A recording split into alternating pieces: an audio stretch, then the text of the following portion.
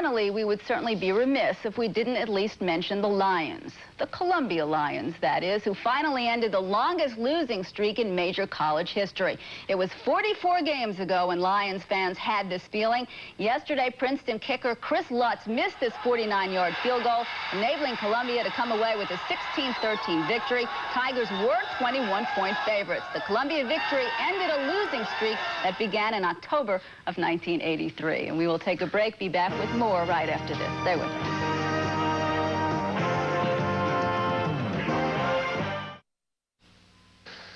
Last week, we talked about Rick Massey, the Broncos wide receiver. He boarded the team plane to San Diego and developed acute claustrophobia, and he deplaned. So Massey took a 20-hour limousine ride to San Diego. His coach, Dan Reeves, saw him off. He made the game in time. He played last week, but didn't catch a pass.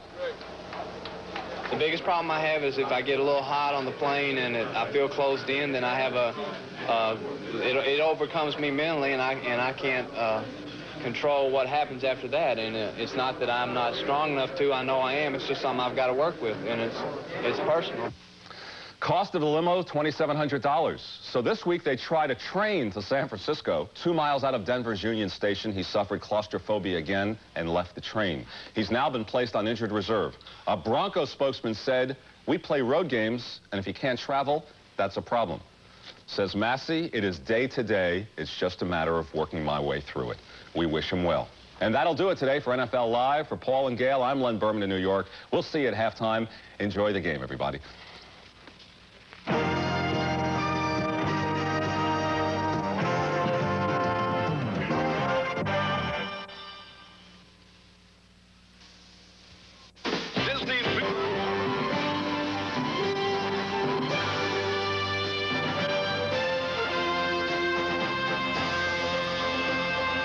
Today from Rich Stadium, it's the Indianapolis Colts versus the Buffalo Bills.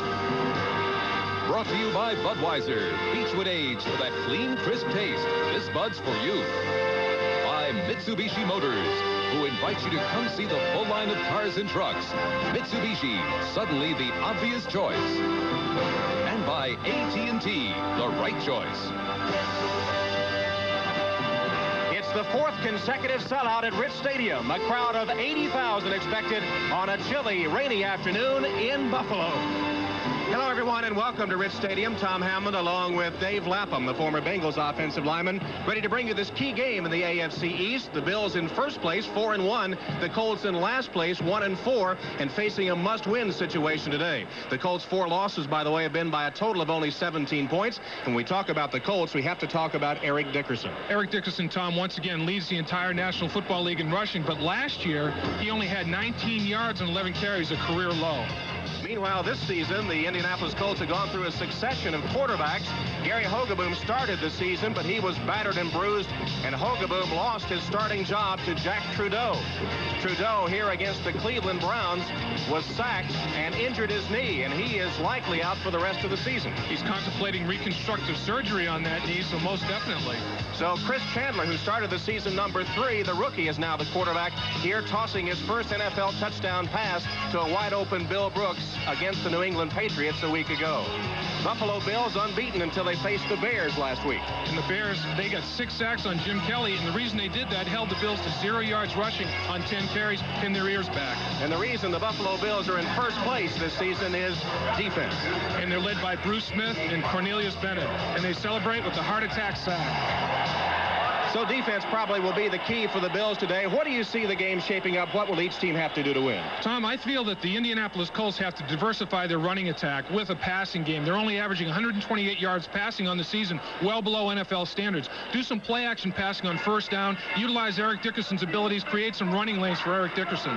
And Buffalo, on the other hand, they have to diversify Jim Kelly's passing abilities with a running attack. They're only rushing for 87 yards per game and really putting too much of the burden on Jim Kelly and really making it tough for the offensive lineman to protect Jim Kelly. So both teams have to diversify their offensive attack. The Indianapolis coach, Ron Meyer, who told us yesterday that this was a must-win game for his team to have any hopes of repeating as Eastern Division champion.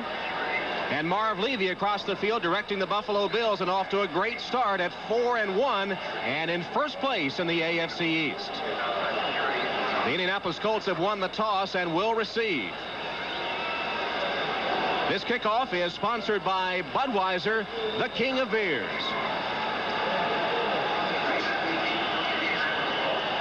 Scott Norwood will kick it off for the Buffalo Bills. He's teeing the ball up at the moment. And Albert Bentley at the goal line is deep for Indianapolis.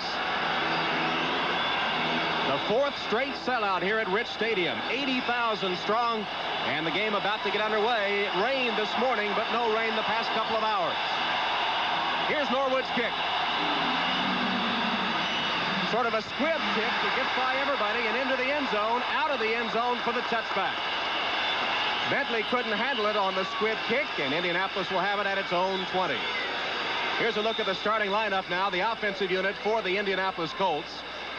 Chris Chandler, the rookie, is the quarterback out of Washington. Dickerson leads the league in rushing. Bentley, Verdun, Brooks, and Beach. Brooks is the leading receiver. And the offensive line for the Colts, a big line averaging over 290 pounds. Chris Hinton beaten a year ago badly by Bruce Smith of the Bills. First down for the Colts. Two tight ends in the lineup. Dickerson is the lone setback. Pass on first down. Chandler, diving grab, but no good, out of bounds. Brooks made a great catch, but he was out of bounds. Derek Burrows covering on the play for the Bills. You know, Tom, it's amazing. It's almost like the Buffalo Bills defensive coaches were in the game plan. Look at Shane Conlon, number 58 in the blue. He comes on a blitz as Chandler delivers the football on an out pattern. Nice effort, sells out, just does not keep both feet in bounds, catches the football out of bounds by number 80, Brooks. But they blitzed on first down. It's like the Bills knew the Colts were going to pass the football on the first play of the game. So it's 2nd and 10 for Indianapolis. Albert Bentley into the lineup. Double wide receivers to the right. Dickerson a little closer to Chandler to hear the cadence. Now he backs up into the tailback spot. And again, a play-action pass. Complete to the 40-yard line. Brooks goes up to get it. Burrows takes him to the turf. But a 20-yard strike. Chandler to Brooks for a Colt first down. Unbelievable matchup inside once again. Shane Conlon came on the blitz, and Eric Dickerson leveled him, but we're going to go and see how the ball get downfield after Eric Dickerson's block. Just a little pass in the zone over the linebackers in front of the defensive backs. Great concentration on the football by Brooks. The hit was provided in there very defectively by Derek Burrows, but a little bit too late. 16th catch of the season for Bill Brooks, who showed no fear going across the middle and leaving his feet to make the grab.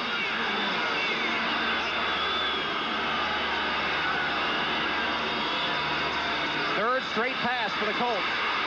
Chandler fires another one, and it falls incomplete. Burrows knocked it loose from Brooks that time. Let's check the defensive starting lineup now for the Buffalo Bills. And Bruce Smith, who was the MVP in the Pro Bowl a year ago, is back for the second week after a 30-day suspension for substance abuse. And the veteran Art Sill, 78 defense, lined up in the zone.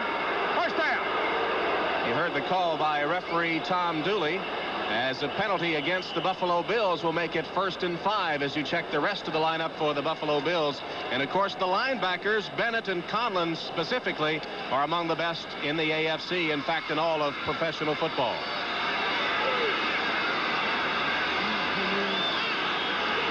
First and 5 for the Colts at their own 45-yard line. This drive began on the 20 to open the game. Chandler again will pass. Bentley with a one-handed grab picks up another first down in Bill territory at about the 47-yard line. 12-yard gain. Cornelius Bennett nudged him out of bounds. Boy, Ron Meyer is answering his critics right here. He's thrown the football every single down. And what it's going to do is create running lanes for Eric Dickerson later in the game. Here, Chandler's provided great protection. Pump fakes the football. Look at this catch. One hand, boom. No stick-em. That's just concentration on the football. Brings both feet down in bounds. Tremendous catch by Albert Bentley. Once again, one-hand stab, controls it to his chest. Great play by Bentley. Ball spotted at the 43-yard line where the Colts have a first down.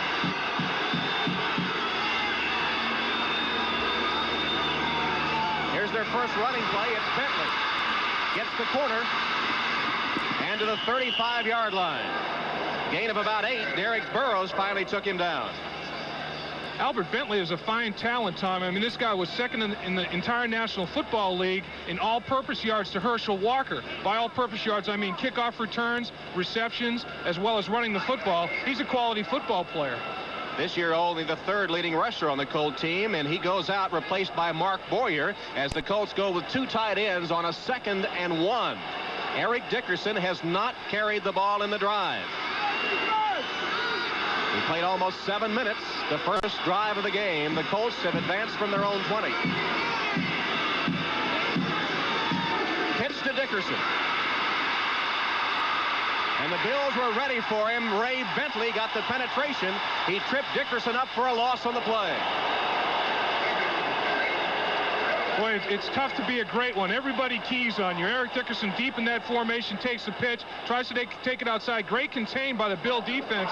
Bentley just pursues the play from the backside, makes an ankle tackle. But look at that, 5 blue jerseys closing in on Eric Dickerson. He draws a crowd every time he handles a football. Ray Bentley gets credit for the stop, getting into the Colt backfield and setting up a 3rd down play, 3rd and about 6. Fake to Wansley, who replaced Dickerson as Chandler goes long. Verdun, penalty flag down. Verdun comes out of there with a football.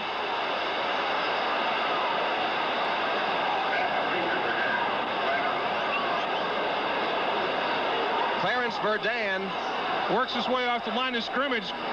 Burrows gets his hands up to the face mask, but it's later on as the penalty goes and makes contact with his arms before the football actually arrives to Clarence Verdun. Early contact by Burrows, properly called pass interference. Here's Tom Dooley. Pass interference. Number 29 defense. First down.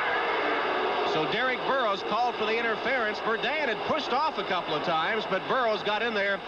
And the Bills had led the league in penalties, had committed the fewest penalties until a week ago. And against the Bears, they were hampered by the penalties somewhat. Right, they had 9 penalties. They're still tied for the fewest in the NFL, but 9 of the 23 were last weekend, as you say, Tom. They did have that stat all alone, now are tied. Dickerson is in on first down for the Colts. Ball is on the 14-yard line. Draw play. And again, they're ready for Dickerson.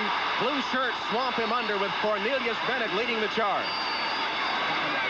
Once again, Dickerson draws a crowd, and it seems like the Bills' defensive philosophy is stop Eric Dickerson, let the supporting cast do their thing, but they are not going to let Eric Dickerson beat them this afternoon.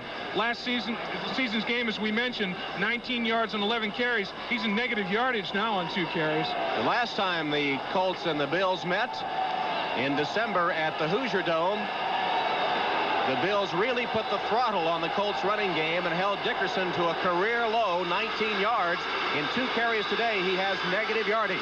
2nd and 9. Chandler's pass for the end zone.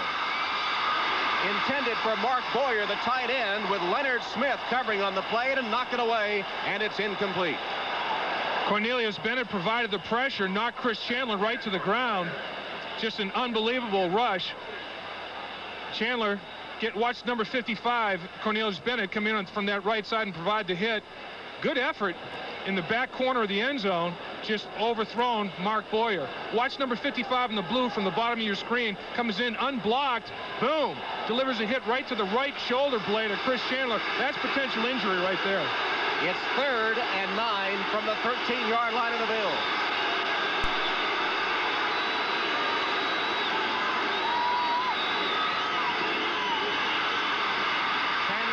For the end zone. Scramble for the ball, it's incomplete. Mark Kelso knocked it away from Matt Boozer, the intended receiver, and the Colts will face a 4th down and a field goal situation. Once again, Cornelius Bennett provided the pass rush. He lined up at right defensive end on that play. First, he lined up at left outside linebacker, pressured the quarterback, then they moved him over to right defensive end, pressured the quarterback. They say, might as well let Cornelius Bennett take a shot at everybody up and down that cold offensive line. So Dean Biasucci is on to try a 32-yard field goal. He's 9 of 11 in the field goal department, and you saw very good from this distance. Ron Stark, the punter, will be the holder.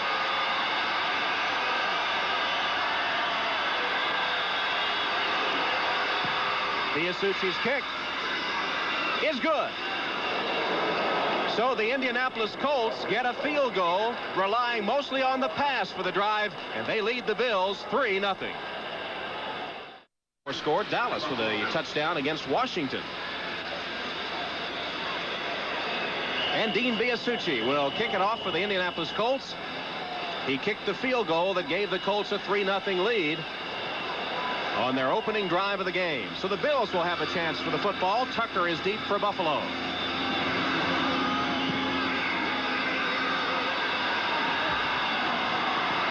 Ball taken by Johnson, who finds a lane up the sideline and takes it across the 30 to about the 33-yard line. Let's take a look at the starting offensive lineup now for the Buffalo Bills. Veteran Tim Vogler will be back in the lineup today. As you see, the backs and receivers, Jim Kelly, who is hitting about over 50% of his passes, 6th rated passer in the AFC, and Vogler back in the lineup off injured reserve, and Walford moves back to his customary left tackle spot on that offensive line, which should help the play of the offensive line somewhat today. First down for the Bills at their own 33-yard line. Kelly will go up top. And the pass is complete to Burkett. Chris Burkett makes a first down grab at about the 47-yard line of Buffalo. 16-yard gain. Chris Good, who got a start for the Colts today, knocked him out of bounds. Just a nice pattern run by Burkett, and watch the protection that Kelly gets. Everybody's wired at the line of scrimmage. 5-yard separation. His vision's totally unimpeded. Burkett, boy, he hits him on a comeback pattern right between the 8 and the 5. Really nice coverage provided by Chris Good on that play, but just a tremendous throw by Jim Kelly. First down for the Buffalo Bills on their own 47-yard line. Metzelaars goes in motion, and the first running play for the Bills again is to Thurman Thomas. Thurman Thomas takes it for 12 yards down to the 40 of the Colts. Mike Pryor stops him there. Thurman Thomas, the second-round draft choice by the Buffalo Bills. Of course, the first pick that they had this season did not have a first-round choice. Has been a real find, a real keeper. Here it's just back deep in the I formation, makes nice read, nice running lane, accelerates, just positive yardage. Thurman Thomas leads leads all rookies in rushing and total yards. He's been a quality back for the Buffalo Bills this season. First down for the Bills at the Colt 41-yard line. Thomas again gets only a couple this time before he's tripped up by John Hand, starting defensive end for the Colts. And here is a look at that Colt defensive unit today. Up front, Byron Darby gets a start at nose tackle, replacing a nicked-up Joe Klecko. Among the linebackers, Fred Young moves inside, replacing Cliff Odom, who walked out of practice earlier in the week. It means outside two, rookie O'Brien Alston gets a start. And in the secondary, Good gets his first start, and so does Swope, as Ron Meyer shakes up his defensive unit a bit here at Buffalo. 2nd and 9 for the Bills. Kelly's pass, picked off. Barry Krause got the deflection and cradled it in for his interception, his first interception of the season. A tipped ball off the hand of the intended receiver, Andre Reed, and Krause makes the grab for Indianapolis. Andre Reed, flanked out wide, takes about a 5-yard step in his pattern, comes directly across the middle. Tough ball, tough catchable ball. Barry Krause does a nice job, heads up play on the tip. Colts ball when we return. Indianapolis Colts with an interception off a poor Jim Kelly pass. Exactly. Andre Reed did everything he could just to get a hand on that football. The ball was thrown too high. Nice concentration by Barry Krause to come up with his first interception. And Jim Kelly throwing his 7th interception of the season. He has only 2 touchdown passes, and that was his 7th interception. Colts with a first down at their own 39-yard line, leading 3-0 with 8:59 remaining in the first quarter.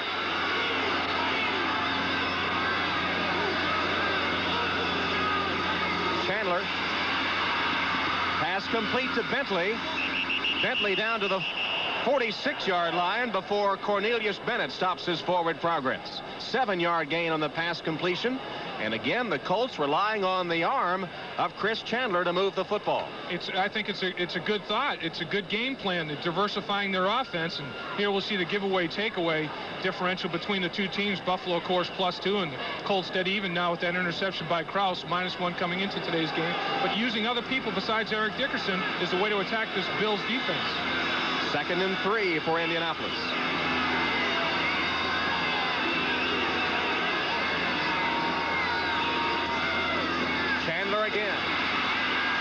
again complete to the tight end Mark Boyer, who takes it for a first down to the Bills' 45-yard line, where he's stopped by Ray Bentley.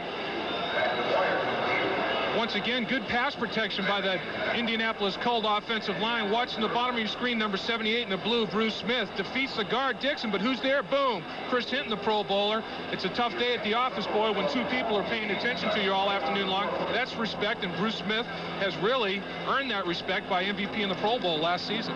He wreaked havoc against the Colts in December at the Hoosier Dome last year. He was Defensive Player of the Week after a 6-tackle, 3-sack performance against Indianapolis. First down for the Colts at the 45 of the Bills. Chandler again will throw, and he goes deep. Verdun, incomplete. Derek Burrows, who was called for interference on the first Colt drive against Verdun, was with him step for step that way all the way into the end zone. And Darryl Talley, outside linebacker, number 56, put a mean hit on Chandler, but the ball's already airborne. Burrows once again dangerously close to making contact prior to the ball arriving to Clarence Verdun, but good pass defense on that play. Mark Kelso got over at the last minute to help out and knock the ball away. Burrows' mistake is he's not getting his head back to the football. He's just playing the receiver, and he's really running in danger of making early contact every time he doesn't turn for the football. 2nd and 10. So far, Eric Dickerson, the league's leading rusher, has been a decoy. Chandler again, and again complete. It'll be enough for another Colt first down as Mark Bellini makes the catch, and Derek Burrows stops him, but not until the Colts pick up 12 yards and another first down. Is this the Indianapolis Colts? I mean, they're throwing the football with regularity, and Chris Chandler's doing a fine job. Standing in the midst of pressure, standing up. Watch, he steps up in the pocket, delivers a strike, a bullet. Great concentration by Bellini. Burrows makes a hit right between the shoulder blades, and Bellini holds on. Chandler, so far, nearly 52% of his passes coming into today's game against the Bills. First down at the 33 of Buffalo. Bentley stopped for no gain. Cornelius Bennett smelled out the draw play.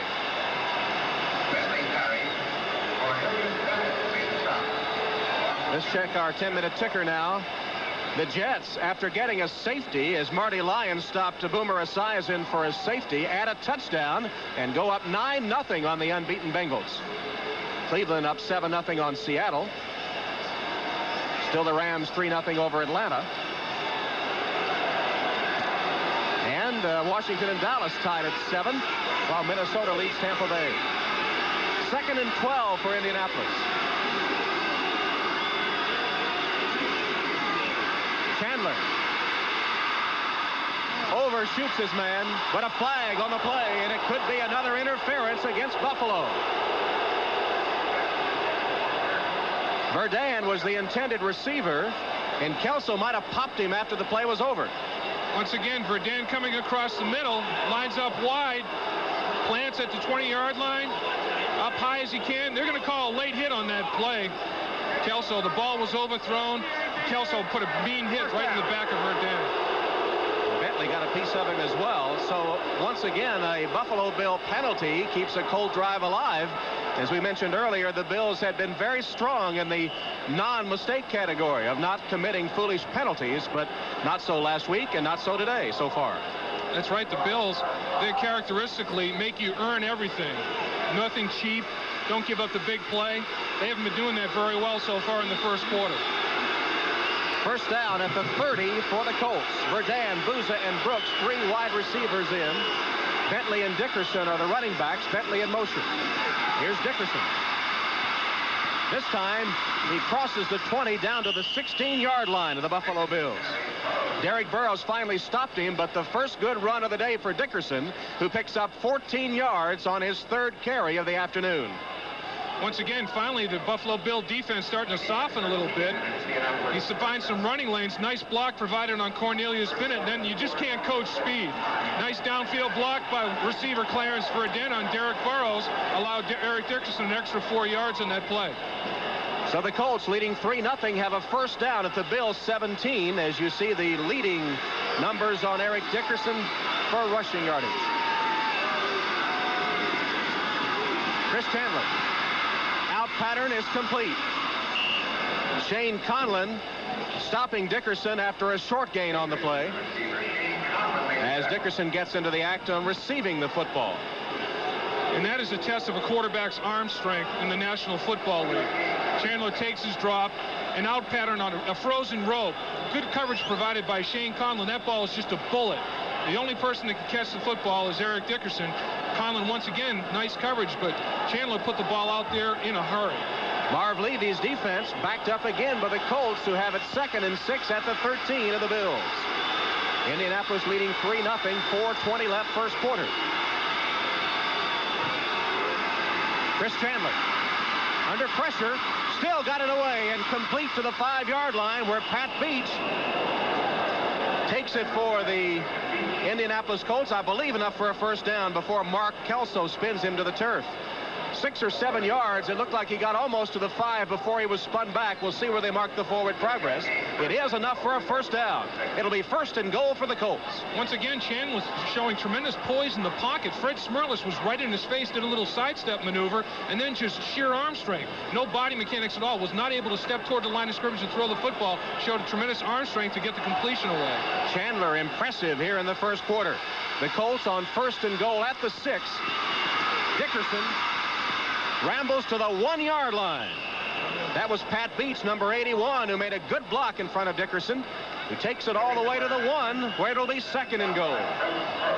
Once again, one of the reasons the Colts are doing such a good job is they're diversifying their offense. Right here, they go back to the running game, let the offensive line come off the football a little bit. Eric Dickerson finds very little running room, but then he cuts up inside and heads north and south in a hurry. Gets to the 1-yard line. Really, that was a great run by Dickerson. Not much at the point of attack. Decided to cut back and get his shoulders parallel to the line of scrimmage and get all he could. Dickerson used mostly as a decoy today, but toting that one to the 1-yard line, and you see that he is the best at running the football in the NFL. 2nd and goal from the 1. Chandler. And he's in for the touchdown. Chris Chandler on a quarterback sneak takes the Indianapolis Colts in for the score, as the Colts turn the Buffalo turnover, the interception by Krause, into the first touchdown of the game. And that young man right there, number 17, Chris Chandler, is doing a great job. Hey, this guy's 6'4", 210 pounds. What the heck? It's like another running back. Great surge by the Colts offensive line. Did you see the surge? There was not a blue jersey that touched Chandler till he was 2 yards into the end zone. Fred Smirlis just popped back out of there like a cork. Tremendous surge by that offensive line that averages 294 pounds. Biasucci with a point after. It's good. And the Indianapolis Colts have shocked the Buffalo Bills early. The diversified attack has led the Colts to a 10-0 lead. Marv Levy finds his division leading Buffalo Bills down 10-0 in the first quarter. Do you change anything at this point? No, I think it's premature to do that, Tom. Stick with your game plan. If you go on a touchdown drive, it's 10-7. There's still 2.5 minutes left in the first quarter. Stay with your game plan. Don't panic. Fire and fall back every down. It's too early for that. Dean Biasucci will kick it off for the Indianapolis Colts, with Tucker deep for the Bills. This will be Johnson again, up the sideline, and again, good running room. He slips down, but not until he gets to the 35, and he might have gotten more had he not slipped at that point. The Indianapolis Colts with an impressive drive after the interception by Krause. They cover 61 yards in 10 plays, just over 6 minutes on the clock, with Chandler, who's been the star of the game so far, taking it in on the quarterback sneak. Chris Chandler right now 7 of 11 for 71 yards through the air, and of course he's got that 1 touchdown rushing the football. The Colts are doing a good job diversifying on first down. They've passed more than run, and I think that's a little bit of a surprise for the Buffalo Bills. We mentioned the Colts' 4 losses have been by a total of 17 points. This 10-0 lead is their biggest lead of the entire season. Bills have it with a first down at their own 35. Kelly's pass complete. Nice catch by Andre Reed, who did a 360 and then is knocked out of bounds by Chris Good. The pass was behind Reed, but he made a nice grab. Reed was very athletic, had to just come back for the football. Here he comes in motion across the entire backfield, times it perfectly, works his way upfield in a little out pattern, has to do an entire turn in midair to adjust to the football. Good concentration, made the catch. Andre Reed, leading receiver on this Buffalo team and second in the AFC in receptions, trailing only Schuler of the Jets. Had 7 catches against the Bears a week ago. That one went for 8 yards at 2nd and 2. Thomas pounds ahead and comes close to the first down marker. He's across the 45. It should be enough for the first down. John Hand and Barry Krause combining on the tackle for the Colts. It is a Bill first down. Nice individual effort by Thurman Thomas. He was hit, contacted severely short of first down yardage, but then he spun himself, redirected his balance, got himself north and south for another 3 yards in the first down. Ron Meyer, his critics said he relied too much on Eric Dickerson. He has answered the critics in the first quarter today with a very diversified attack led by the rookie, Chris Chandler. Pitch it to Thomas. Thomas stacked up and dropped at the 45. Dwayne Bickett, outside linebacker on that side, made the initial hit for the Indianapolis Colts and then got help from Fred Young. Dwayne Bickett he's starting to establish himself as one of the top 10 defensive players in the National Football League at that linebacker position. Here's the pitch to Thurman Thomas. Cuts up inside. Boom. Bickett makes a nice initial hit. Pryor comes, or no, that's Fred Young, makes his hit from the inside linebacker position. Double team on Thurman Thomas, nowhere to go. Bickett and Young, Pro Bowl performers a year ago. 2nd and 11 for Buffalo. Kelly's pass, too long and incomplete. Intended for Metzelar's the tight end, but about 2 feet over his head. And the boos rain down here at Rich Stadium for the beleaguered Jim Kelly.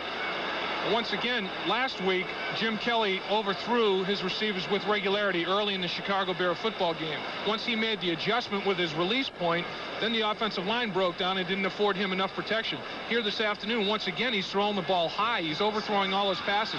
He's got to stride the line of scrimmage a little bit more, and release point has to be more consistent. Harmon and Riddick are in for the Bills on 3rd and 11. Kelly from the shotgun. And it's complete to the 45 of the Colts. Rob Riddick made the catch. It'll be close to the first down marker. Craig Swope made the stop for Indianapolis, and they'll check it out. It'll be close for the first down. Boy, if it's not a first down, it's big decision time, but obviously Marv Levy has made his decision. His punt team is already working their way out on the football field with John Kidd. Once again, Jim Kelly, all kinds of time. His vision is not obstructed whatsoever. That's a better pass. Still a little bit high, but it was a well-thrown football. Nice reception. Almost a first down provided by Rob Riddick, depending on what the measurement is here. Kelly comes back on the field as the chains come across from the far side. This will be interesting. If it's 4th and inches, what do you do, Tom? Do you go for it? That's what it's going to be. Now here's decision time for Marv Levy. Do you have enough confidence in that Bill defense if you don't make it that the Bills will hold? He's made the decision to go for it. This is a critical point of this football game. And it's the Bill running attack that has been sputtering this season, held to 0 yards by the Bears last week. And here on 4th and inches, they're going to go for it with a ball spotted just inside the 45-yard line of Indianapolis. And the Colts leading 10-0 with 48 seconds left in the first quarter. Carl Byram and Rob Riddick are in. The Bills have converted 3 of 4 on 4th down this season. 4th and inches.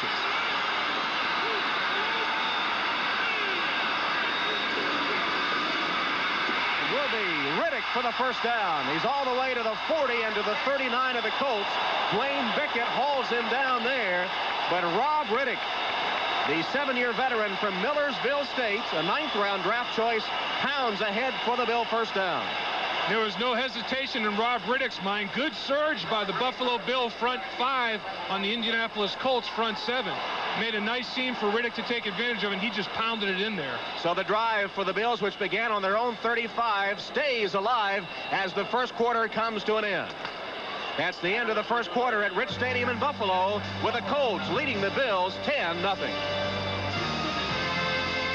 Cincinnati 9-0. Roger Vick on a 1-yard run after Lions tackled Esiason for the safety. Seattle and Cleveland are tied up. Mack and Warner with touchdown runs for their respective teams. Kansas City in front of Houston. New England leads. McMahon hits McKinnon for a touchdown pass. The Bears 7-0 on Detroit. Rams playing well and leading 10-0. As you see the other scores around the NFL in the early starting games today. Well, the Bulldozers have been held in check through the first quarter by the Indianapolis Colts, but their drive now has reached the 39 of Indianapolis, where they have a first down. Thomas hit and dropped for a gain of maybe 1. Craig Swope, the strong safety, came up in a hurry to stop the rookie Thomas after maybe a 1-yard gain. Swope made a nice play on that. He actually sliced in behind the blocking and caught Thurman Thomas from behind. Now Jim Kelly should take note of that and think, hey, let's run a little play action pass and make him pay for supporting the run so well. Here are the first quarter stats. The surprise would be the yards passing on behalf of the Colts, who have dominated the time of possession as well.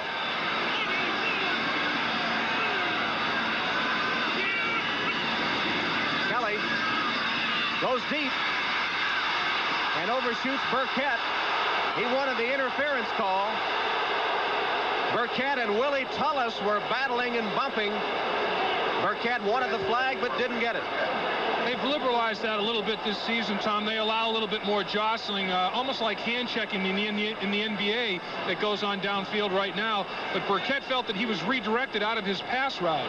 And there's the contact, and Burkett feels right there that he was taken out of his pass route and redirected a little bit. Therefore, a penalty should be called. Referee didn't see it that way. I don't know if it was a catchable pass or not either. It was pretty long. Right. 3rd and 9. Kelly throws it complete to Ronnie Harmon, but it'll be short of the first down. Kelly had his pressure break down at the last minute, just did get rid of it to Harmon, but short of the first down, and a punting situation coming up for Buffalo.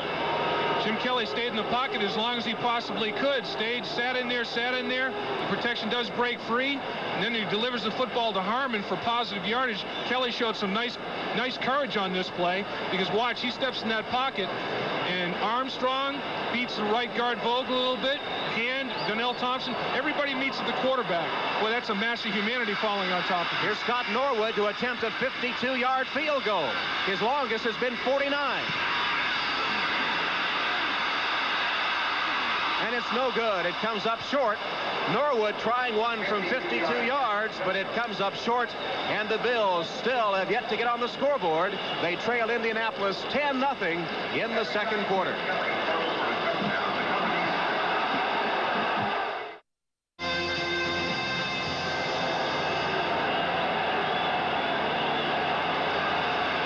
Tom Hammond and Dave Lapham at Rich Stadium, 10-0. The Colts leading the Bills. Colts with a first down, and Chandler blitz, tossed up the football. I believe the Colts got it back. Eric Dickerson was the man that fell on the football as Darryl Talley, number 56, came on the blitz. Chandler lost it, but Dickerson got it back. Glad Eric Dickerson fell on that football for his sake, because it looked like Darryl Talley was his responsibility, and Talley just blew inside on Eric Dickerson. Watch the right side of the screen. Eric Dickerson comes out, boom! Darryl Talley, 56, and the blue comes inside, knocks the football free, blindside from Chris Chandler. Eric Dickerson reacts back to fall on it. First sack of the game for the Buffalo Bills. Darryl Talley getting the Colts for an 8-yard loss at 2nd and 18.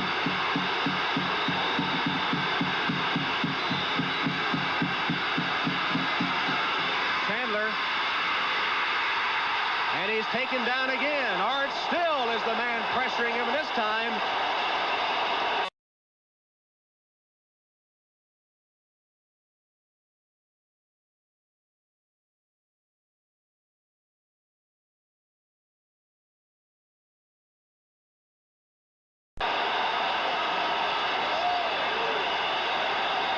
That's the 4th sack of the season for Art Still, a rejuvenated Art Still. Of course, the Bills picked him up in a trade from the Kansas City Chiefs.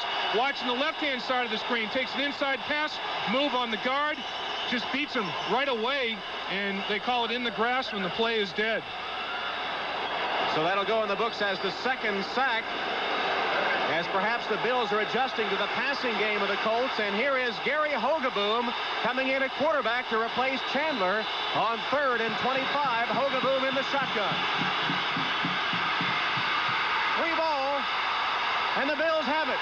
They tried the shovel pass. Incomplete pass. It'll be ruled incomplete. It'll be, no, now one official says Buffalo's ball. That's incorrect. It should be a forward pass and incompletion. Yes, it is. That's a safe play. That cannot be a fumble. A shovel pass is a forward pass, and they've now made the adjustment. Leonard Smith fell on it, but it's ruled an incomplete pass. One official had signaled Buffalo's ball, but it is an incomplete forward pass. Here it is again from Hogeboom. Hogeboom shovel pass to Eric Dickerson, hits him right in the lap, falls incomplete.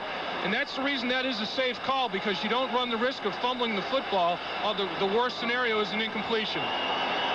Ron Stark is on to punt for the first time today, averaging 46 yards a kick, second in the NFL.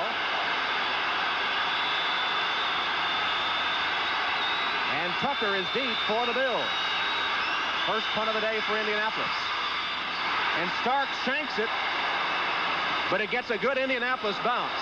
Here's Tucker, back to midfield, twists his way and is taken down there. So once again, it's been the defense of the Bills that lights a spark. Let's see if they can take advantage of it now offensively. That Bill defense is tough. 34-yard kick by Stark, and the Bills will have it when we come back.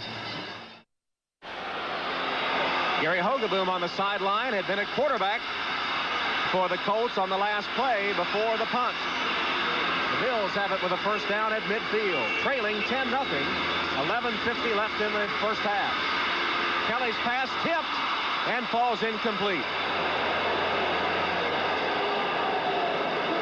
Kelly with another incomplete pass on a tipped pass. And let's go back to that Gary Hogeboom shovel pass. And watch, Eric Dickerson just comes in front of Gary Hogeboom with his left hand forward pass. That's an incompletion. The Buffalo Bills, though, take no chance, fall on it, thinking that it could be a fumble. But it is an incompleted pass. 2nd and 10 for the Buffalo Bills. Spread formation with double wide receivers to the right. Mueller is the lone setback. Kelly's pass complete. Metzelaars makes the grab, but is short of the first down. He got about 8 yards before Fred Young stopped him. It'll be about 3rd and a couple of yards for the first down. Buffalo Bills offensive line is recovering from the bad performance against the Chicago Bears last week. They've really been providing Jim Kelly with excellent protection. He's been standing in that pocket for 5 seconds or more. Granted, the Colts don't have the pass rush that the Bears do, but the Bills offensive line has a lot of pride, and they've improved their performance. 3rd and 2. Harmon and Riddick are into the game for Buffalo as Kelly lines up in the shotgun. Sends Harmon on a wing to the right. Kelly, incomplete. Again, the pass too tall. Intended for, I guess, Trumaine Johnson. It's tough to tell because the pass was high, and that has been the problem all day for Jim Kelly. What would cause a quarterback to consistently throw high to his receivers? It could be a couple of things, Tom. He might not be taking a long enough stride to the line of scrimmage. His release point is inconsistent, like a pitcher that throws a fastball continuously high. Also, he might not be able to, it's a little bit cold and damp out there, may not be able to get a good feel for the football. Here's John Kidd.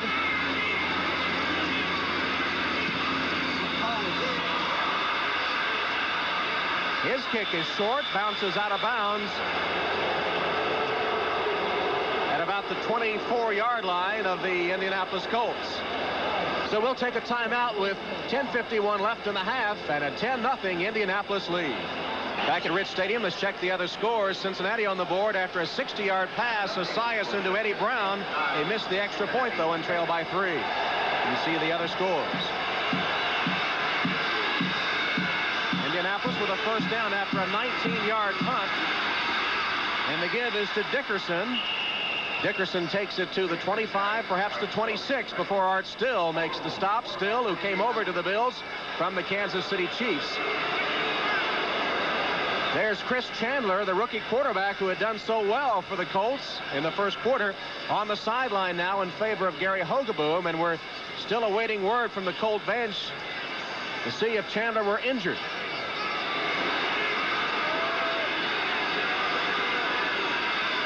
Second down and 6. Hogeboom completes the pass to Booza. And Matt Booza out of bounds after picking up a first down. Dwight Drain nudged him out of bounds, but it goes for 9 yards, and the Colts, off the arm of Hogeboom, have another first down. Hogeboom did a nice job that time, Tom, rolling out a semi-rollout on his own behind his left tackle to avoid a little bit of pressure, buy himself some more time, and delivered the ball nicely to the sideline. Chris Chandler, we understand, has a bruised sternum and may not return today. Bruised sternum on Chris Chandler, the rookie quarterback, who directed the Colts to their 10 points. Hogeboom had started the first game for the Colts against Houston and completed 15 of 20 passes that day. Here he is to put it up again. And he has a man. It's complete. It's Verdun who takes it all the way inside the 40-yard line of the Buffalo Bills, where Sherman Cocroft, who is in there for Mark Kelso, makes a saving tackle. And Verdun is a speed guy, the big play person at wide receiver on the smallish variety. Fakes an out pattern out and up.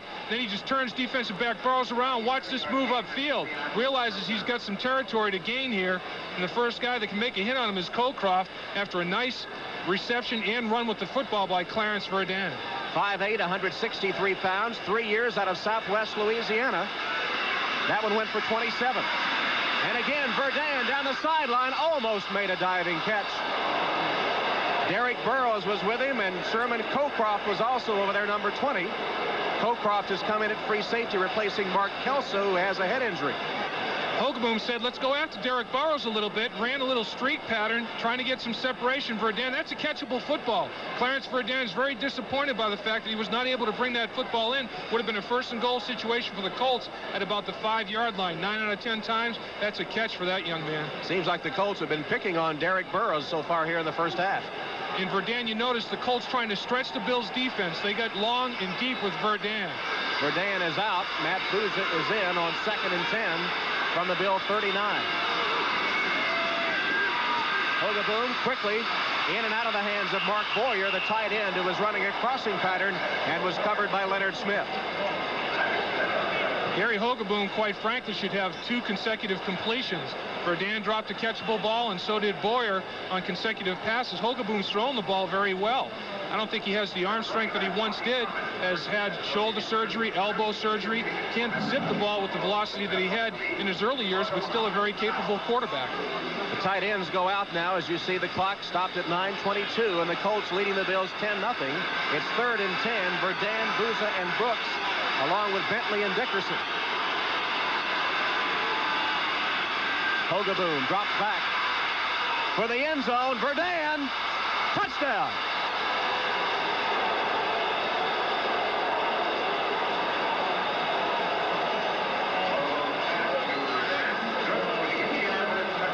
A 39-yard touchdown strike. Hogeboom to Verdun, who had beaten Nate Odoms on the play.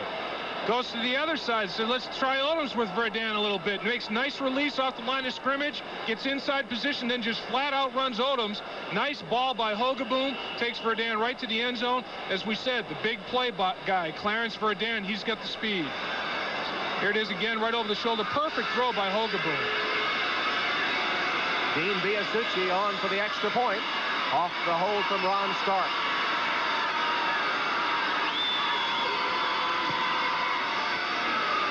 And the kick is good. Extra point is good. So the Indianapolis Colts, with only 1 win in the books this season, faced with a must-victory situation here, go on top of the Buffalo Bills, 17-0 with 9:16 left in the half. The Indianapolis Colts relying on the passing game today, and it gets them another score. Great pass protection up front. Hogeboom delivers a perfect ball to Verdun. The Colts have 144 yards passing already. They've been averaging 128 per game already in the second quarter, 144. That was a 6-play drive that covered 77 yards. Biasucci's kick taken by Tucker at the 8. Tucker with a good return, chokes it out to the 32-yard line, where the Bills will have it first down. And there's a flag on the play.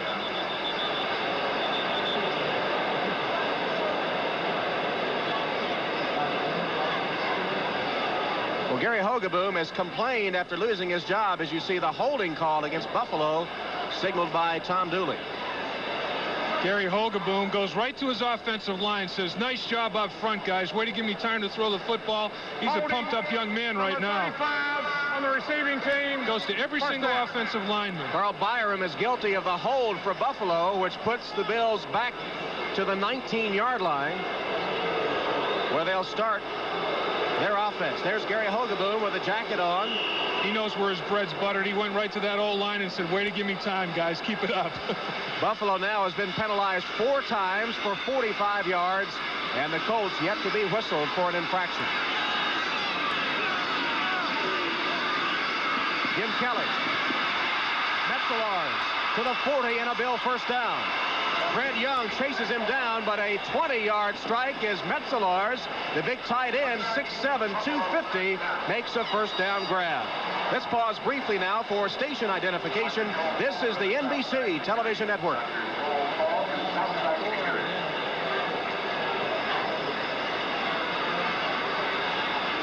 Tom Hammond and Dave Lapham, Rich Stadium in Buffalo. The Colts leading the Bills 17-0 with 8.5 minutes left in the first half. It's been the air game of Indianapolis that has told the story of the first half. Here's Jamie Mueller carrying the ball for Buffalo, and John Hand gets the tackle for Indianapolis.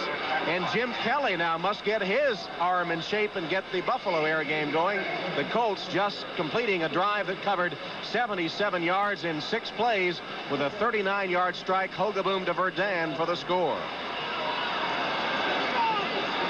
Kelly has been consistently high with his passes here in the first half. 2nd and 8 for Buffalo.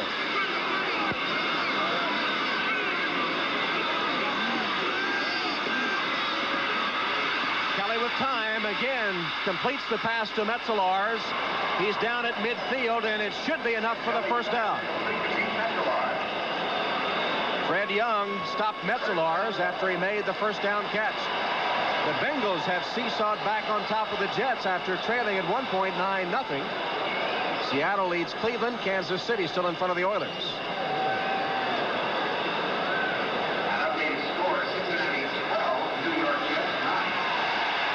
And here at Rich Stadium, it's 17-0. The Indianapolis Colts of Ron Meyer leading the Buffalo Bills. And the Colts, the defending AFC Eastern Division champions, currently in the cellar and hoping to get back into the race with a win over Buffalo. On first down, Thurman Thomas lost the ball. Metzelars gets it back for Buffalo. Fred Young made the hip on Thomas that knocked the ball loose, but Metzelars able to jump on it. The play was out of sync from the word go. Watch how Jim Kelly hesitates. Double pumps. Oh, double clutch the pitch. That throws it out of whack a little bit. Thurman Thomas has to take it up inside because of the delay. Fred Young, right for the football, strips it out of there. Number 88 in the blue, Pete Metzelars, comes up for the recovery. He's been big in this series. 2 receptions, and he recovered that fumble.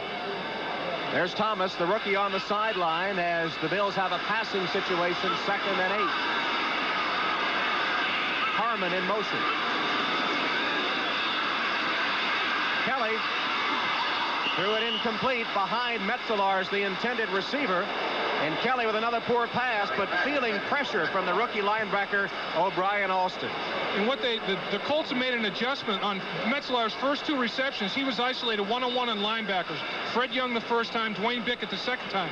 That time, Fred Young got some help from Craig Swope, that's easy for me to say, at the safety position. He came up and they doubled Metzelars, so look for Jim Kelly to go to his outside receivers because they're doubling his tight end.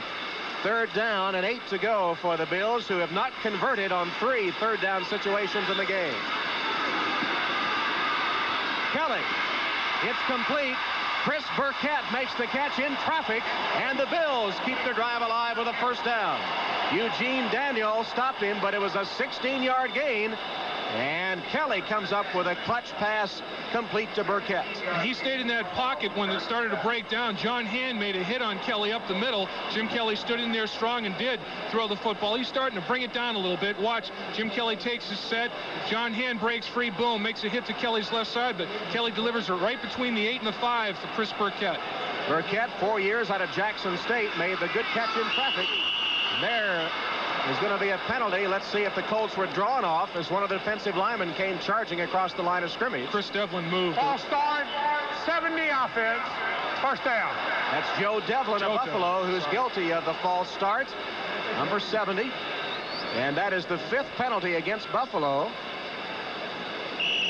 And they now have been penalized an even 50 yards. There's number 70, Joe Devlin, coming. Once you get in that three-point stance, you can't do anything. You cannot move a muscle out of that three-point stance. That's a legal procedure.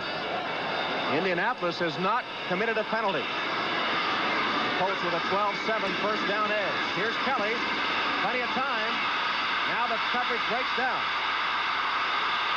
Kelly hit as he releases the ball. It'll sail out of bounds and incomplete. Kelly got a pretty good blow on the play and is slow getting up. Donnell Thompson really put a hit on him as he was trying to scramble. Kelly's tough, though, among the tougher quarterbacks I've ever seen. 6'3", 218 pounds, and he can take a pounding. Kelly has all kinds of time to throw the football. Tremendous coverage downfield by the Colts. Pump fakes. Pumps again. What do? He has to run away from Donnell Thompson. Sets himself to deliver the football. John Hand and Donnell Thompson, both the defensive ends, meet at the quarterback. And the Buffalo Bills are going to call a timeout to let Kelly clear his head.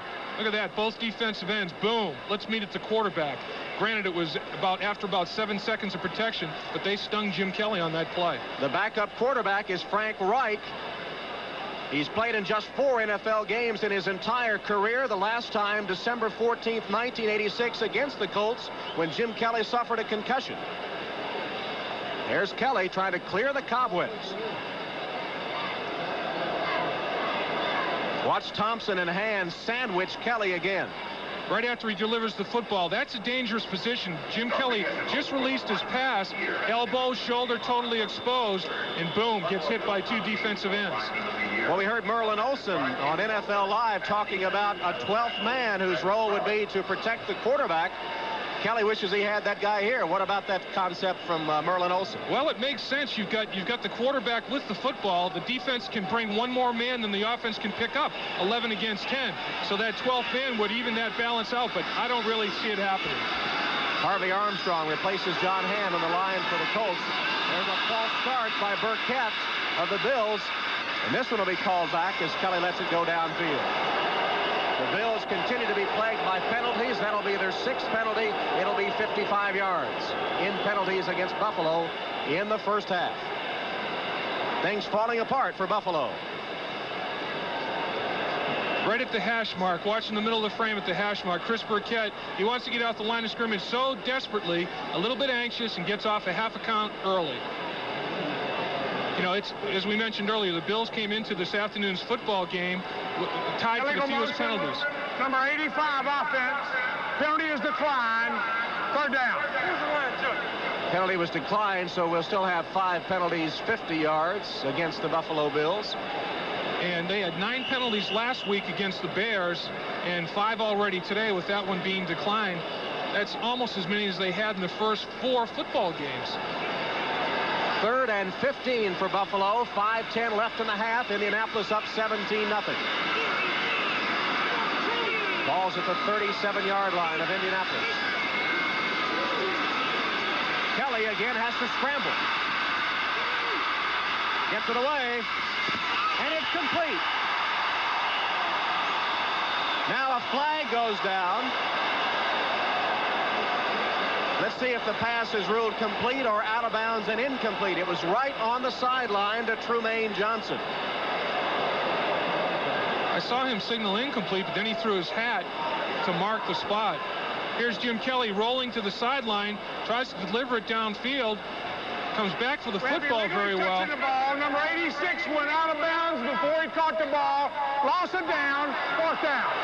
There you have the call from Tom Dooley. Trumaine Johnson went out of bounds, then came back in. That's illegal. Right. Once he goes out of bounds, he no longer is an eligible receiver. Jim Kelly breaks contain, gets outside of the pass rush, and throws the football in desperation downfield. Already at this point, Trumaine Johnson has worked his way out of bounds, come back in bounds to catch the football, and that is illegal. Nice scramble by Kelly, but all for naught. Mike Pryor will take John Kidd's punt. You see Kidd in punt formation. Kidd sails it high. They'll try to down it before it gets to the end zone, and they've got a chance. Yes, they do. Inside the 5. Down by Butch Roll, who will spot it at about the 3-yard line. 34-yard punt downed inside the 20. which is one of Kidd's specialties. He's the NFL leader in kicks inside the 20 for the last couple of years. You can see it about the 7 or 8 yard line. Tremaine Johnson stepped out of bounds with both feet, then reestablished his inbounds position. That's illegal. Heads up call by the side judge on that play. Both feet were on the out of bounds line. Excellent officiating. But Kidd able to nail one inside the 5 yard line. And it backs Indianapolis up with 4:50 remaining in the first half. And Indianapolis leading 17-0. Great hustle by Mueller. Came down and knocked that play for punt out of the end zone back to roll. Hogaboom still at quarterback. Eric Dickerson. Thrown back after he reached the 5 yard line. He got about 2 yards. You see the clock ticking away.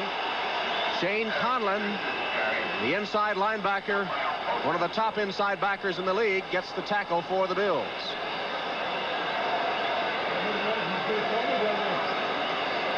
See the other scores on our 10-minute ticker. Boy, the Rams are doing a number on the Falcons.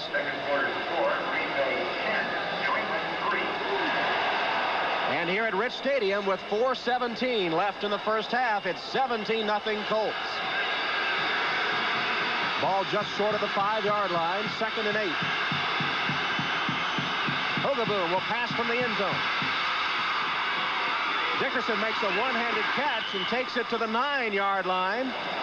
Shane Conlon chases him down. Nice catch by Dickerson, a one-handed grab. Excellent catch by Dickerson. That ball seemed to hang in the air forever. He put a lot of air under that football, and Dickerson made a nice one-handed grab. Shane Conlon made a nice adjustment. Look, he's on the blitz, reads the screen, says, uh-oh, Dickerson's the man, one-handed catch, catches it from behind. That's a heads-up move by Shane Conlon to adjust his blitz.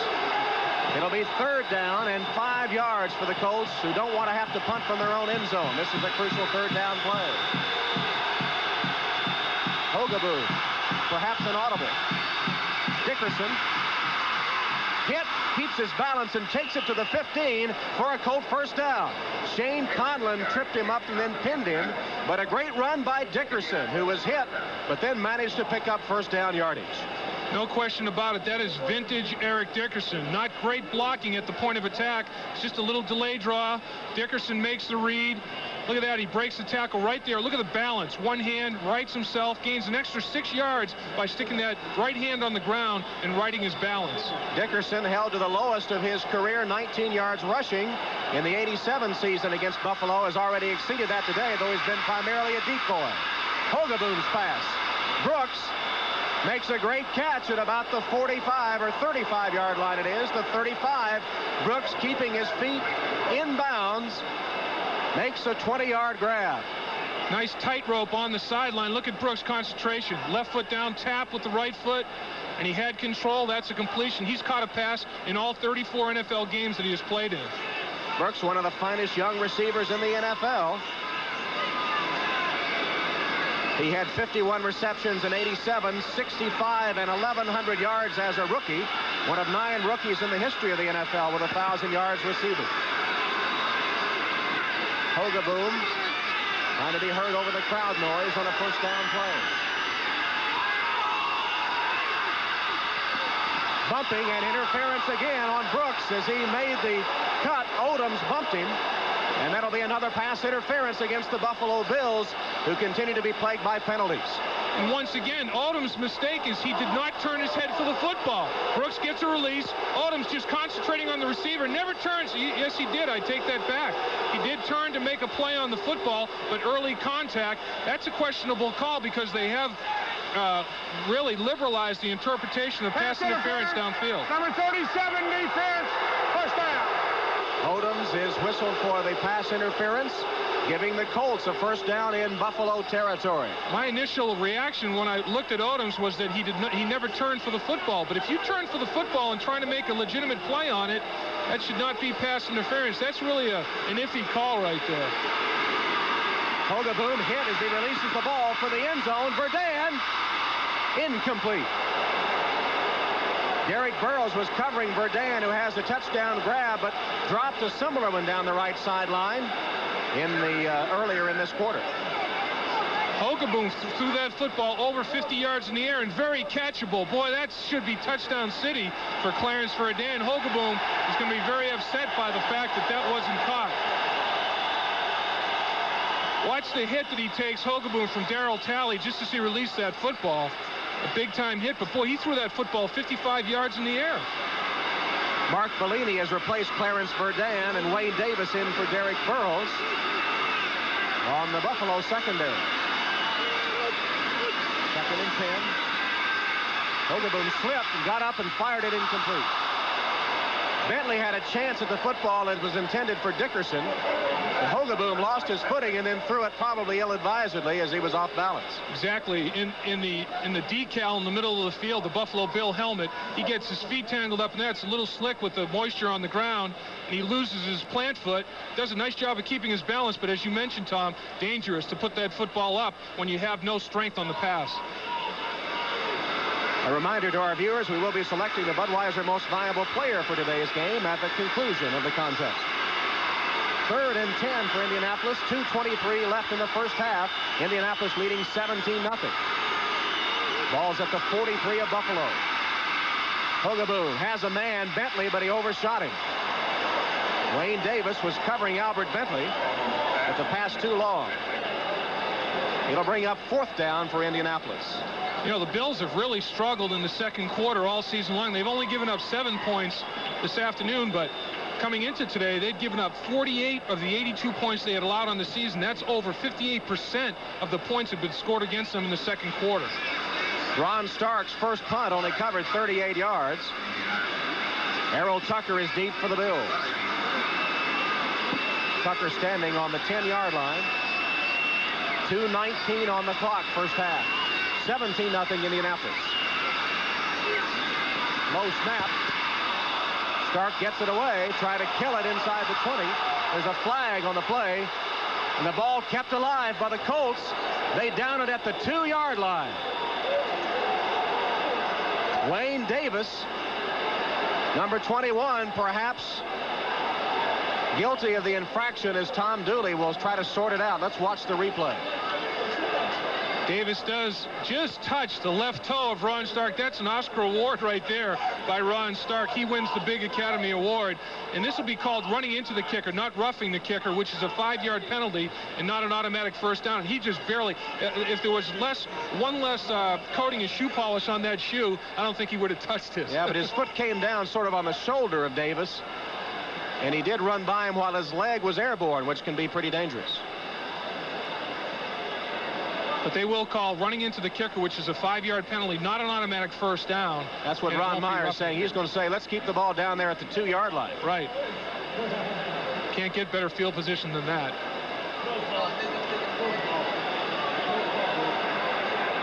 We have running into the kicker on the receiving team. Penalty is declined. First down. So a moment ago, the Bills backed the Colts up to about their 2 or 3 yard line, and the Colts return the favor with 2:08 on the clock. Buffalo will start with a first down at its own 2-yard line. This is tough on the offensive line right here, Tom. It really narrows your game plan down. Your game plan is sliced in half at least. And it really makes things tough. You see the clock as Jim Kelly under center. Hands it to Mueller. Mueller pounds ahead to about the 7-yard line. About a 5-yard gain before Byron Darby hauls him down. We've come to the 2-minute warning at Rich Stadium in Buffalo, where the Colts lead the Bills 17-0. Buffalo Bills with a 4-1 record, and they've only won those 4 games by a total of 16 points. You just need enough. That's right. You don't need a lot, just enough. And it's sunny here in Buffalo with that 4-1 record.